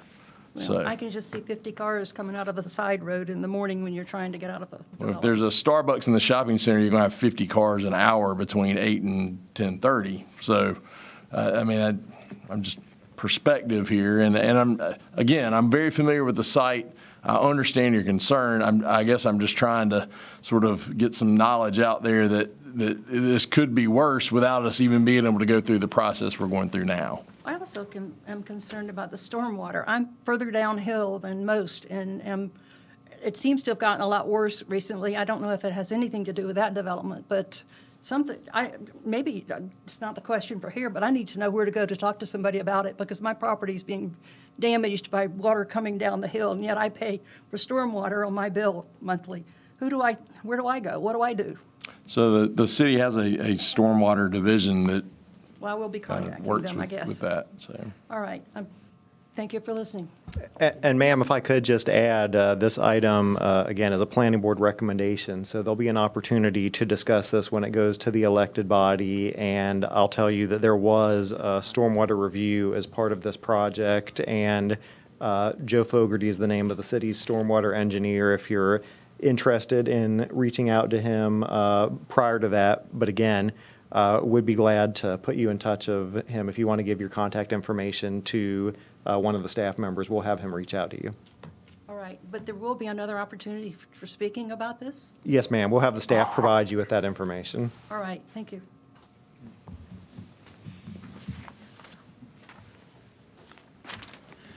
All right, is there any other opposition? All right, seeing no one, I declare the public hearing closed.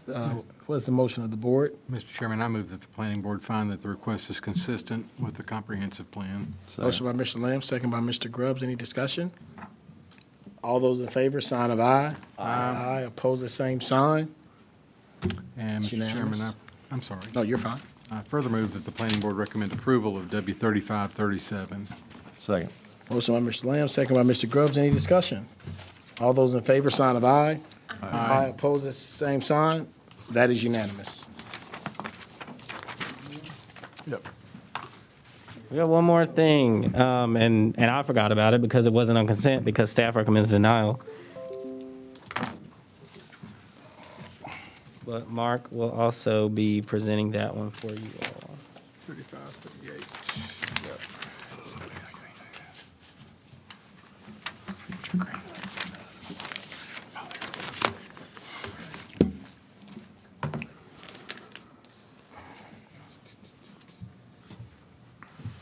All right, so we are here for W 3538. The petitioner is Wachovia Bank. The site is 8.65 acre on the northwest corner of Silas Creek Parkway and Sunny Knoll Court. And the request is a site plan amendment to change the screening for above-ground storage tanks in GOS. So here it's in a GMA 3, the suburban neighborhood. And the site is right here is the building. It's just south of Sheets. Across the street from Silas Creek Parkway is multifamily. To the south is general office, and to the west is single-family residential. Here's the aerial. It's the data center that was most people here I think are familiar with. The area plan had this as office, which allows for the data center. And the reason why we're here. So the current screening requirement is a low brick wall with brick piers and iron railings. If the developer uses this screening, the water line must be 10 feet from the wall. So remember that. The owner, and so again, the water line has to be 10 feet from the wall. Here's kind of a close-up of what this looks like. This is the corner. So kind of to the left is Sunny Knoll Court, behind me Silas Creek Parkway. And the developer is proposing a see-through security fence with a barbed wire. So it looks like this in front of you. If to use this type of fencing, or then the water line only needs to be 5 feet from it. So if the developer was allowed to use this, then there would not need to be moving of any utilities. All right, so here's the overall site plan. I've got a zoomed in version because I can't see this far away. So, but what they have to do is they have the fencing is coming around here, and you got the water lines somewhere I can see at the bottom here of the screen. Yeah, there we go. I'm a little bit better if I look over here. So yeah, the fencing comes around and then connects to basically where that picture was, that corner point. And here is a better zoomed in version. So again, the wall is here, comes around. I mean, the fence, my fault, comes through. As you can notice, as we go down this site plan, it gets closer to the water line. And they would have to move about approximately 350 feet of water line. That was the approximation by the utilities department. They did say that they did have an increase in shrubbery between the fencing that you see here and the storage tanks. But as you see here, the topography of this site's quite drastic. So the concern by staff is you would still be able to see through into the storage tanks. So staff believes the request does not promote quality design along Silas Creek Parkway. Given the topography of the site and increased transparency of the screening material, the proposal does not adequately screen the site from the road. Relocating the water line on site would allow development to proceed as previously approved. The staff does recommend denial. It does meet UDO requirements. I got a question. Can you? Let's see. You want me to go to here? Go back to the last photograph. Yep. Keep going. Oh, sorry. Keep going. Right there. Yep. Is the site under construction right now? It is under construction, but what you see here is not the fencing that you see. The black proposed. So, again, I'm trying to point it out the best I can from here, but yeah, the wall is about here. The fencing is a little further down. So as you can kind of see how it scoots through and then comes back up. Okay. So just to place this in context, this is an expansion project that they're doing that involves moving or relocating water tanks or adding new fuel water. tanks. This is just a change in screening. It's There's fuel no- tanks. Aren't they wanting to add? These, so you all have already reviewed this particular site twice, I think, since I've been back.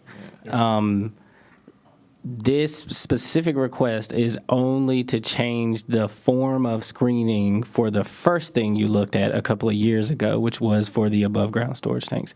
So they're not adding anything Right. now. I'm just trying to get kind of the storage tanks presumably, they may not want to talk about what the storage tanks are for, so never mind. But the issue is relocating the water line to allow for the expansion to go forward.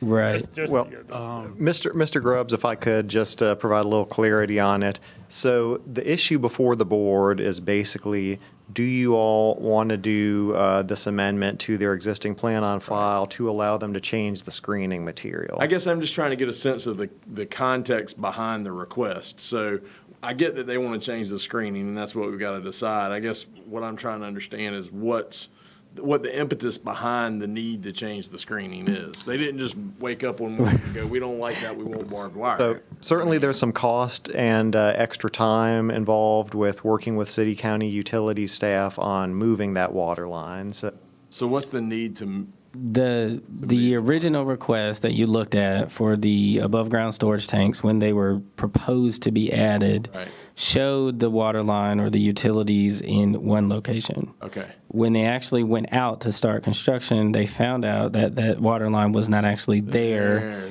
It was somewhere else.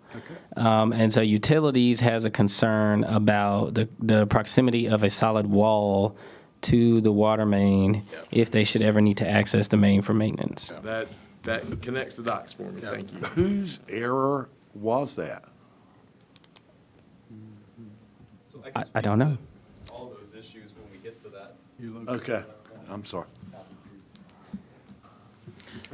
Are there any other questions for staff? No.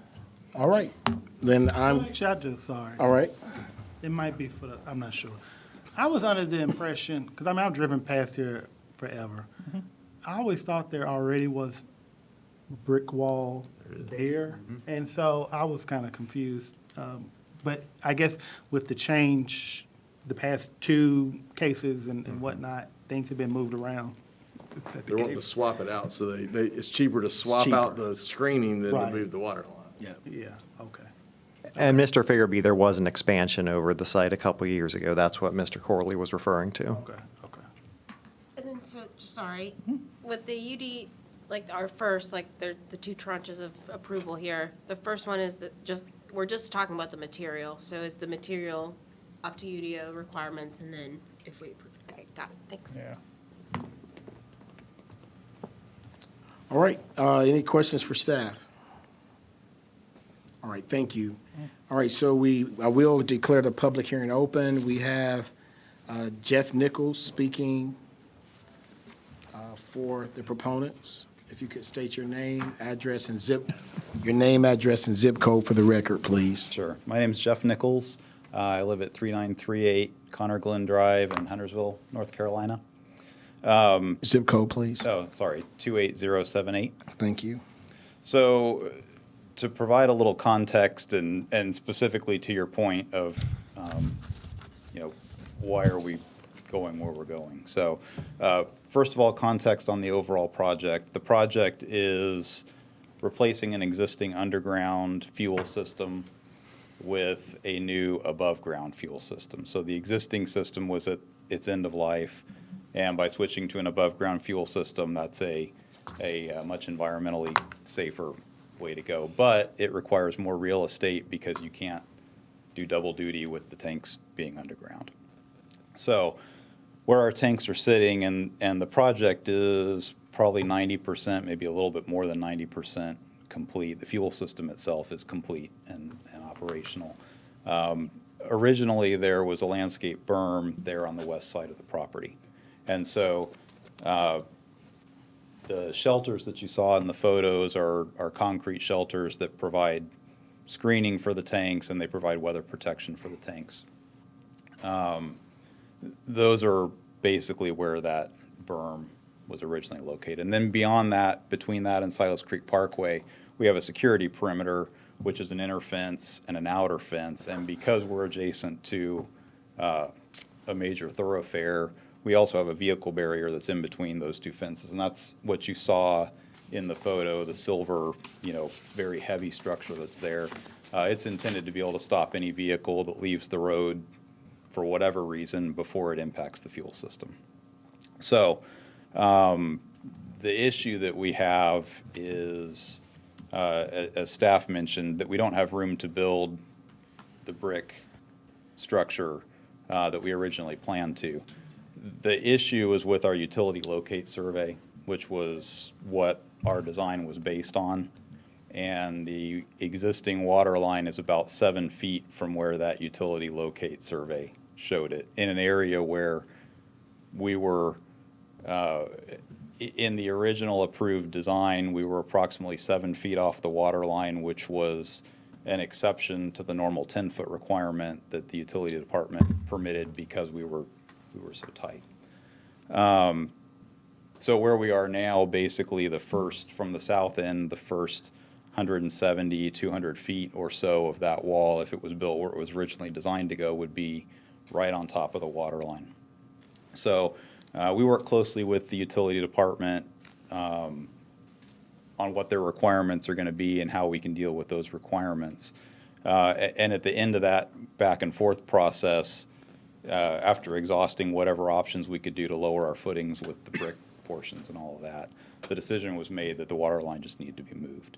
The issue with moving the water line into the right-of-way is that the right-of-way is already full of power and data utilities, and so there's no way to come close to the separation requirements that the utility department wants between the water line and all of those existing utilities. So that's what led us to, now what can we do with the fence given all of those options that become difficult? It's really not simply well, we don't want to pay for moving the water line. It's really a lot more complicated than that.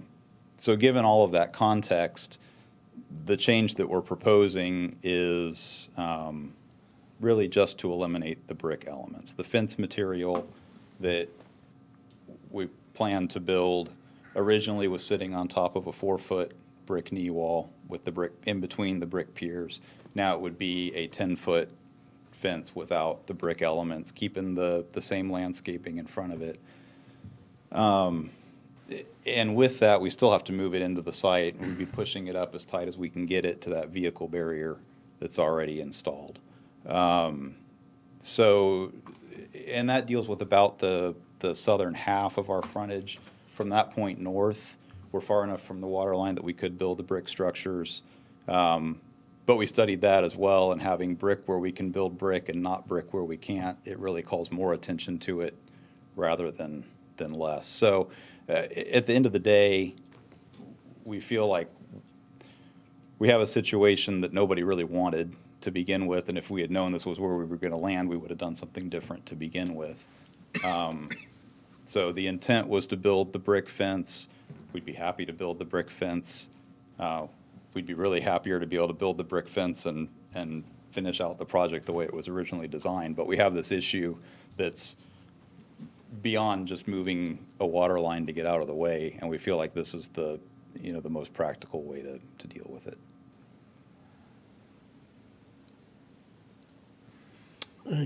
Any questions or comments? I got a question. If you have to have the fence, correct, for your security? Correct. So under what, just your facilities requirements? Right, that's a Wells Fargo Because your data facility requirement, requirements? correct. So you have to have that particular fence. Is there a way to do a prettier fence? I mean, There really isn't that meets the security requirements. The photo that you see of the existing picket fence that's out there, it's basically like a shepherd's crook that leans out. They actually have had issues with that fence because it's extremely easy to climb. And it's part of their corporate security policy, not just here, but on a lot of other sites where they're going to this fencing, that basically it's a tighter mesh that you can't climb. But again, the change that we're proposing isn't to do away with the fence material and change it to this. It's really to keep the same fence material that we had proposed and had gotten approved originally. It's just we're doing away with the brick elements around it. And the brick elements were something that we had proposed initially as part of this, because it ties into, there are brick and picket fences out there, and there's a brick sign element right at the entrance to Seminole Court. So it tied in, and that's just part of making things work well. We also looked at anything that we could do to create that effect that the brick piers create, that just sort of breaks up the length of the fence with something that was a lighter weight. Because the big issue is a continuous footing and a 12-foot tall masonry pier over the top of a trench when somebody's digging up a water line that's ruptured is obviously a safety concern. So we looked at, you know, what types of things could we do that were a lightweight structure, you know, which as an architect, I don't even like saying it out loud, let alone when it's being broadcast, but things like faux brick, faux stone, fiberglass, composite materials that these days can get reasonably realistic looking when you're 20 feet away going 50 miles an hour. But even that is problematic because given its exposure to UV and all of that, it's something that would probably look passable to all of us when we first put it up, but in 5 years, it's going to look worse. And when it gets damaged by landscape maintenance and all of that, it's proprietary stuff that's difficult to patch. So even that we felt was, you know, not something that's in anyone's best interest. Is there enough land to put a vegetative barrier street side thick enough to completely obscure the first 4 vertical feet of your wall?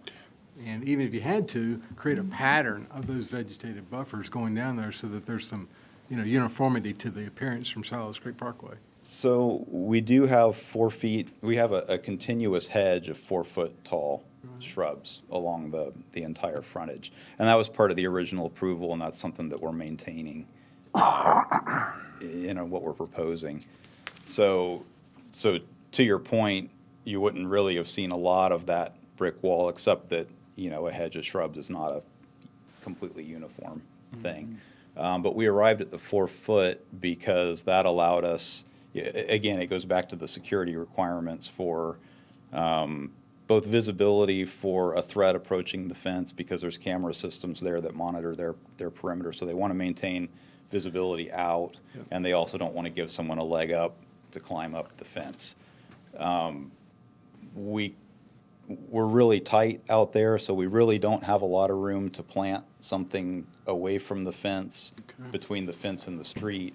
But at the same time, we also have the water line that's there, and we can't plant any trees or taller landscape elements over the top of the water line. I'm assuming the Wells Fargo's security requirements also dictate the barbed wire on top. There's not a way to go higher with the fence and get rid of the barbed wire. Right. I mean, it's something that, like you said, going taller, it's something that we can discuss, but that fence section is actually the same fence that's around all the other sides of the property except for facing Sunny Knoll Court, and it's their standard. I mean, I guess my concern is that right now the people driving by are seeing something akin to what you see when you drive by the 8 million miles of wrought iron and brick at High Point University. Mm-hmm. And they're going to go from that to what you see when you drive by, you know, other facilities with barbed wire, and it just, that concerns me a little bit. I wish there was a way around it, but.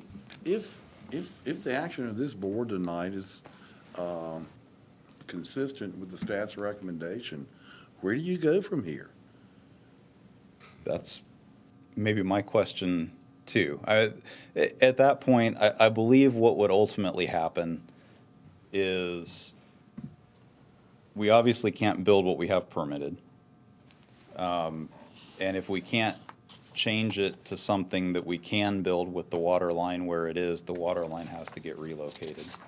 If the water line has to get relocated into the right-of-way that doesn't have room to relocate the water line, some number or all of those utilities that are in the right-of-way then have to get relocated to make room for the water line to be relocated. And we haven't studied that. The concern would be, because we know that there's multiple different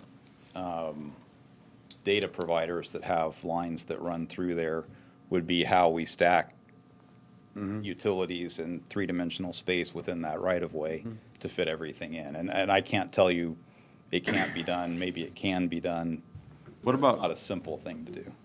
And I think I know the answer to this. I'm assuming Wells Fargo wouldn't entertain the idea of an easement for the water line inside the fence because of the security concern. there, right? We actually don't have enough room to get the clearance that we need. So the outer fence. You run into what's inside the fence. Exactly. Where we're proposing to push the fence back to up against that vehicle barrier, it varies from about 5 or 6 feet at the tightest to maybe 10 feet from our improvements, that are already there for the fuel tanks. And this might be a silly question, but is there anything like with color or paint that you can do to soften that fence, like a mural or something? You know what I mean? I know exactly what you mean, and I smiled when you said mural because it's something that we've talked about, and no one really wanted to say out loud because we figured everybody would laugh. So context for that, this fence material that we're talking about is.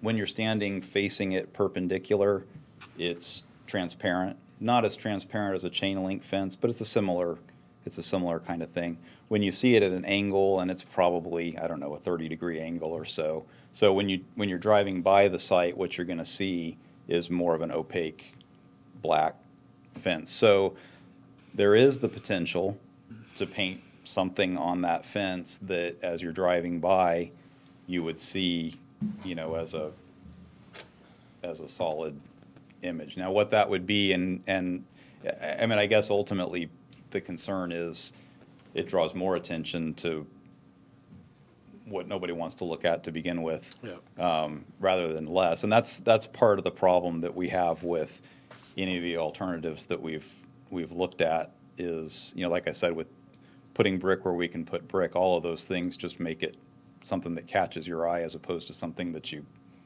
drive past and don't see.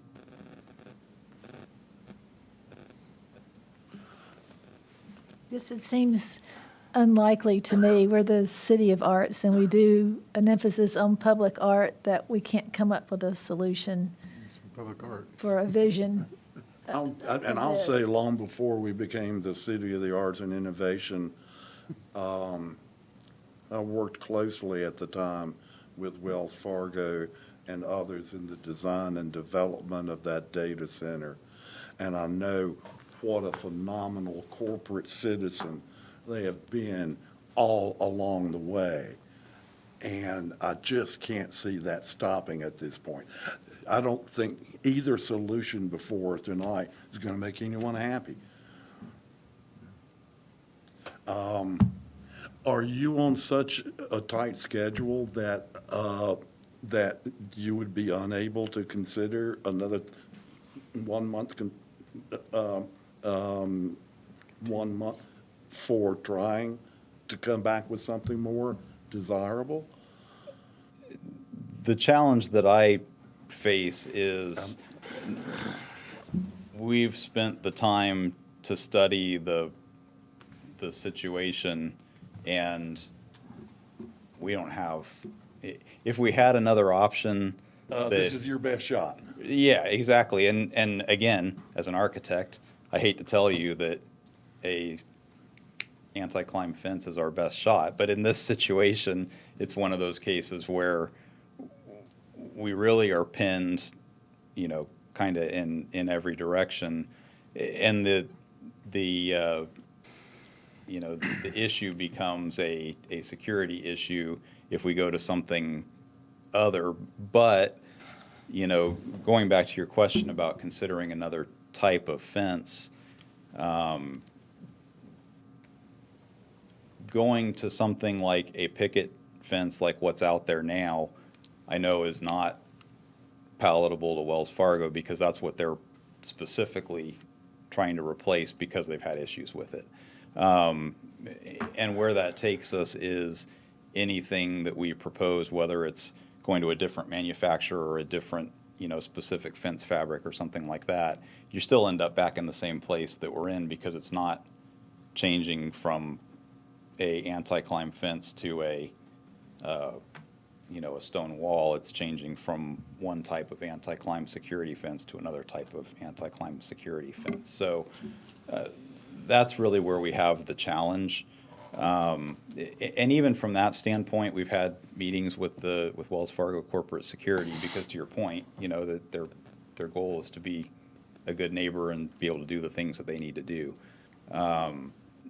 And, you know, they've had some leeway on location of that outer fence. Does that outer fence extend all the way down to the corner or not?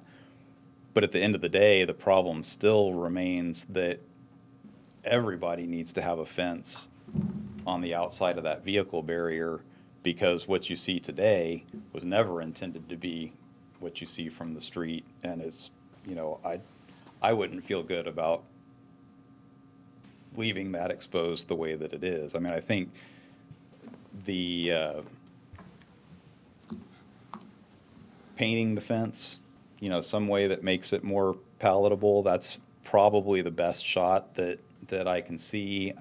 And that's something that we would have to discuss with corporate security as well, because again, you know, ultimately their goal is to have people not know that they're there as opposed to seeing it. Yeah, what I'd like to do, you know, because I think we're getting into the schematics of all of this, and we have opposition. I think Mr. Nichols has been talking for about 25 minutes now.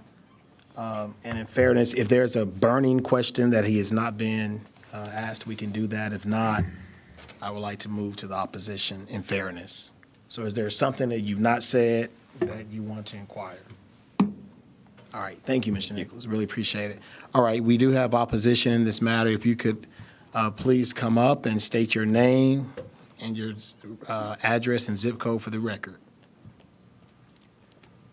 Mr. Chairman, I'm not aware that we have opposition. It's just our practice when staff recommends denial. We always do a public hearing. Yeah, I thought we had opposition. It's because they had denial. Okay, all I right. think there's probably opposition, just nobody showed up. Nobody showed up. Okay, all right. Then may I ask a lukewarm, not burning question? You sure may. I've just had a remembrance of a very, very boring chain link fence that borders a large portion of Grayland and Renolda that they planted intentionally in front of, so vegetation grows up it, and you don't see the fence. I'll just throw that out as a thought. I want to make everybody happy in an impossible world. Sure. And I haven't seen the fence that you're talking about. I assume that it's, you know, some kind of vine or something like that that grows up the fence. And it's not a 12-foot fence either. Sure. Well, and in fairness. Right. That's something that we discussed, and the issue that Wells Fargo has with that is it's a visibility out through the fence, again, because they want to be able to see threats approaching the fence. So that's where we landed camera with won't that. suffice for that? Well, the issue is if we grow vines on the fence, then they can't see out through the fence. So that's the concern. So what we really need is a force field, is what we've come up with. Right. That's what we're missing. Right. Okay. Thank you. All right. Thank you. Put a fork in me. I'm done. Chairman? Yes. Can I ask a question of Mr. Erickson? I just wanted you to explain the staff's position in terms of your recommendation. And I assume that you had discussions with the petitioner about some of these options. And if you could let us know why you landed on the denial recommendation. So to answer Ms. Dunnigan's question and give the board a little more context on this, the petitioner initially approached us to do a staff change on this fence option. And if you all recall, when we had the couple of hearings on this site in the last few years, there were concerns about kind of expansions into the residential areas around the site, which obviously this isn't affected by that.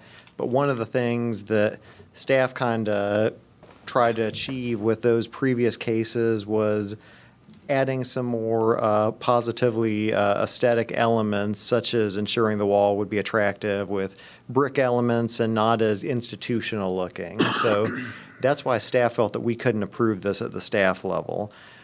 So that's why they filed for basically site plan amendment with the board.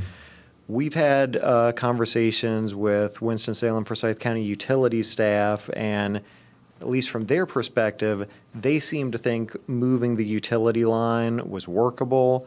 Now, again, that being said, Wells Fargo has their own corporate security protocols. Their architect has their own standards that they're trying to achieve, that city-county staff may not have been privy to all of those when they kept us abreast of the issues. But certainly, if this board believes that what the petitioner is proposing is unfortunately the most reasonable way to move forward, that's certainly a call that we're comfortable with you all making. It's just that staff didn't feel that that would be something that we could adequately defend given where we've tried to move this site to over the last few years, and kind of find that balance between the safety they're looking for, but also, you all know this is one of our major corridors by Wake Forest University. There's lots of multifamily housing around here, and we've, ever since Sunny Knoll started being developed in 1988 and we did the Silas Creek Parkway expansion, we've really taken an extra special care in making sure that all the building facades and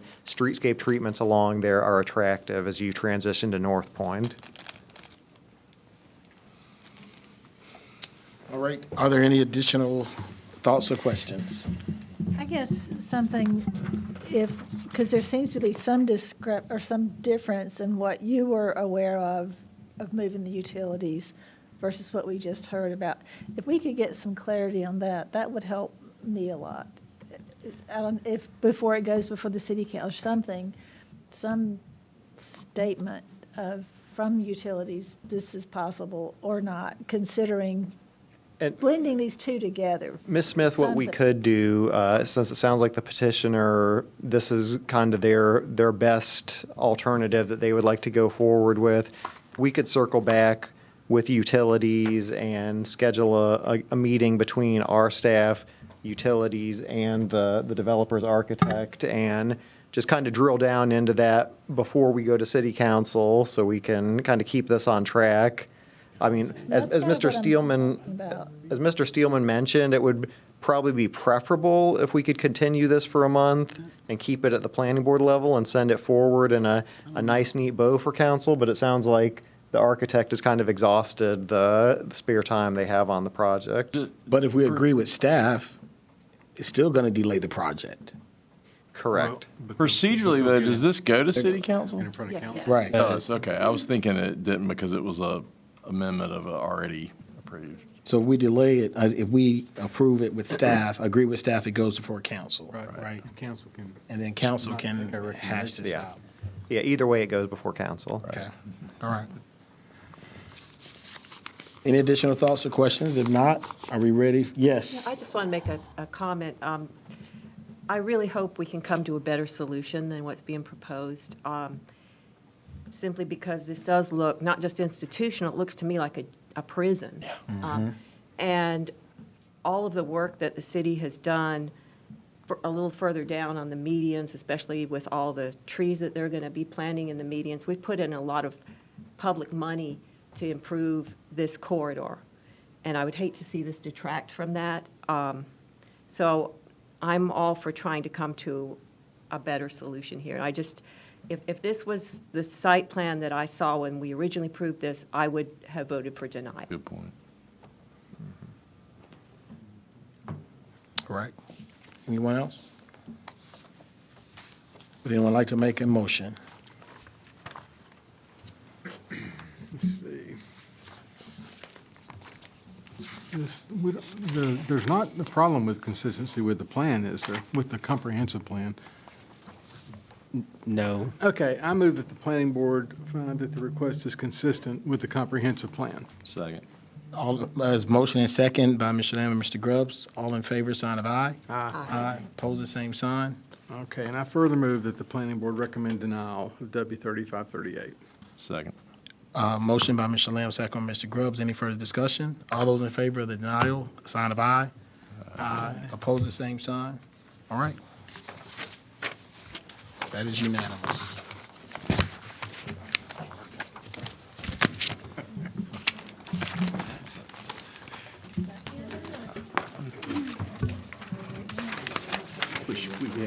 We have, we're now going, Is there another, or we're now going to move to, I'm so sorry. Mr. Chairman, we're on the election of chair and Gonna have vice the election chair. of chair and vice chair. I think, who needs to carry that out? So Chair. generally what we do is we turn to the vice chair, Ms. Dunnigan, to run the vote for chair. And back to the chair. Yep. Okay. Okay. And the vote for the chair will entertain motions. I would nominate Chris Leak for chairman. Second. Okay. We've got a motion and a second for Chris Leak. All in favor? Aye. Anyone opposed? Okay, now I'll turn it over to the chair for the vice chair. Thank you all again for your vote of confidence. Mr. King, thank you so much. We now will open up for vice chair. I nominate Melinda Dunnigan for vice chair. We have a motion for Melinda Dunnigan. Is there a second? Any other nominations? All right. All those, Is Melinda, I nominate Melinda, and I think that she should stay, but if her seat, I mean, she's doing us all a favor. right. So and what, hanging yeah, on. so that's a great question. We talked about that earlier. So what would have to happen is that once she leaves, we would vote in the vice chair again. So we would have a double election. All right. Question. So Yes. Are these one-year terms? This is my first vote, so. It's a 10-year term. It probably ends up being that way. Yeah, Okay, I was- yeah. okay. So we have a motion on the floor for, and second for Ms. Dunnigan. All those in favor, sign of aye. Aye. Opposed, the same sign. That is unanimous. Thanks for your willingness to serve, both of Thank you. you. Now I'll turn it over to Mr. Corley, I guess, for staff report. Well, on the first thing on the staff report, I'm just going to go over what you should expect. In August, we have 7 rezoning petitions or 7 public hearing items that are not text amendments, and then we have 1 text amendment, so that's also a public hearing. We have 1 preliminary subdivision and 1 planning board review. 10 items.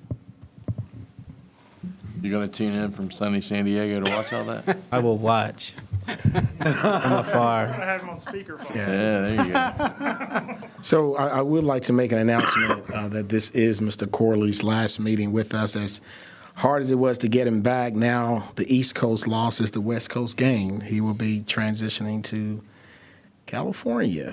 So, sir, we wish you the best. We hate to see you go, and if there's any way we can persuade you to change your mind in the next week or so, just let us know.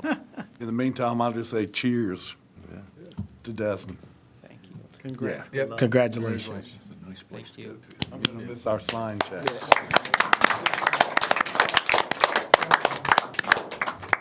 And I know staff has said this previously, but I just want to take this opportunity as well and just thank Desmond for all his hard work, both his current tenure as a integral supervisor in our department, and also his first term starting out as an intern. Well, not how do we classify your position? Temporary employee, and then we got him on full time, which was a major win, and he left us for the bright lights of the town of Cary, but we got him back for a little bit, and just want to wish Desmond the best in his future endeavors, and hope is not lost to get him back yet.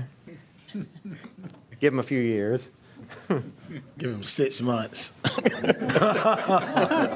Those noon NC State kickoffs are gonna be rough at 9 o'clock in the morning out there. I'm up anyway, cleaning my apartment.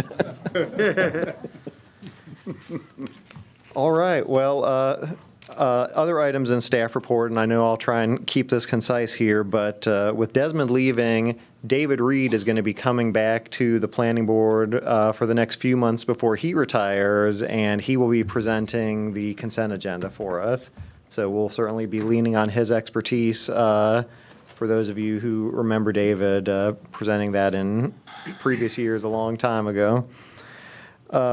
Work session preview for the coming month. We only have 1 item so far.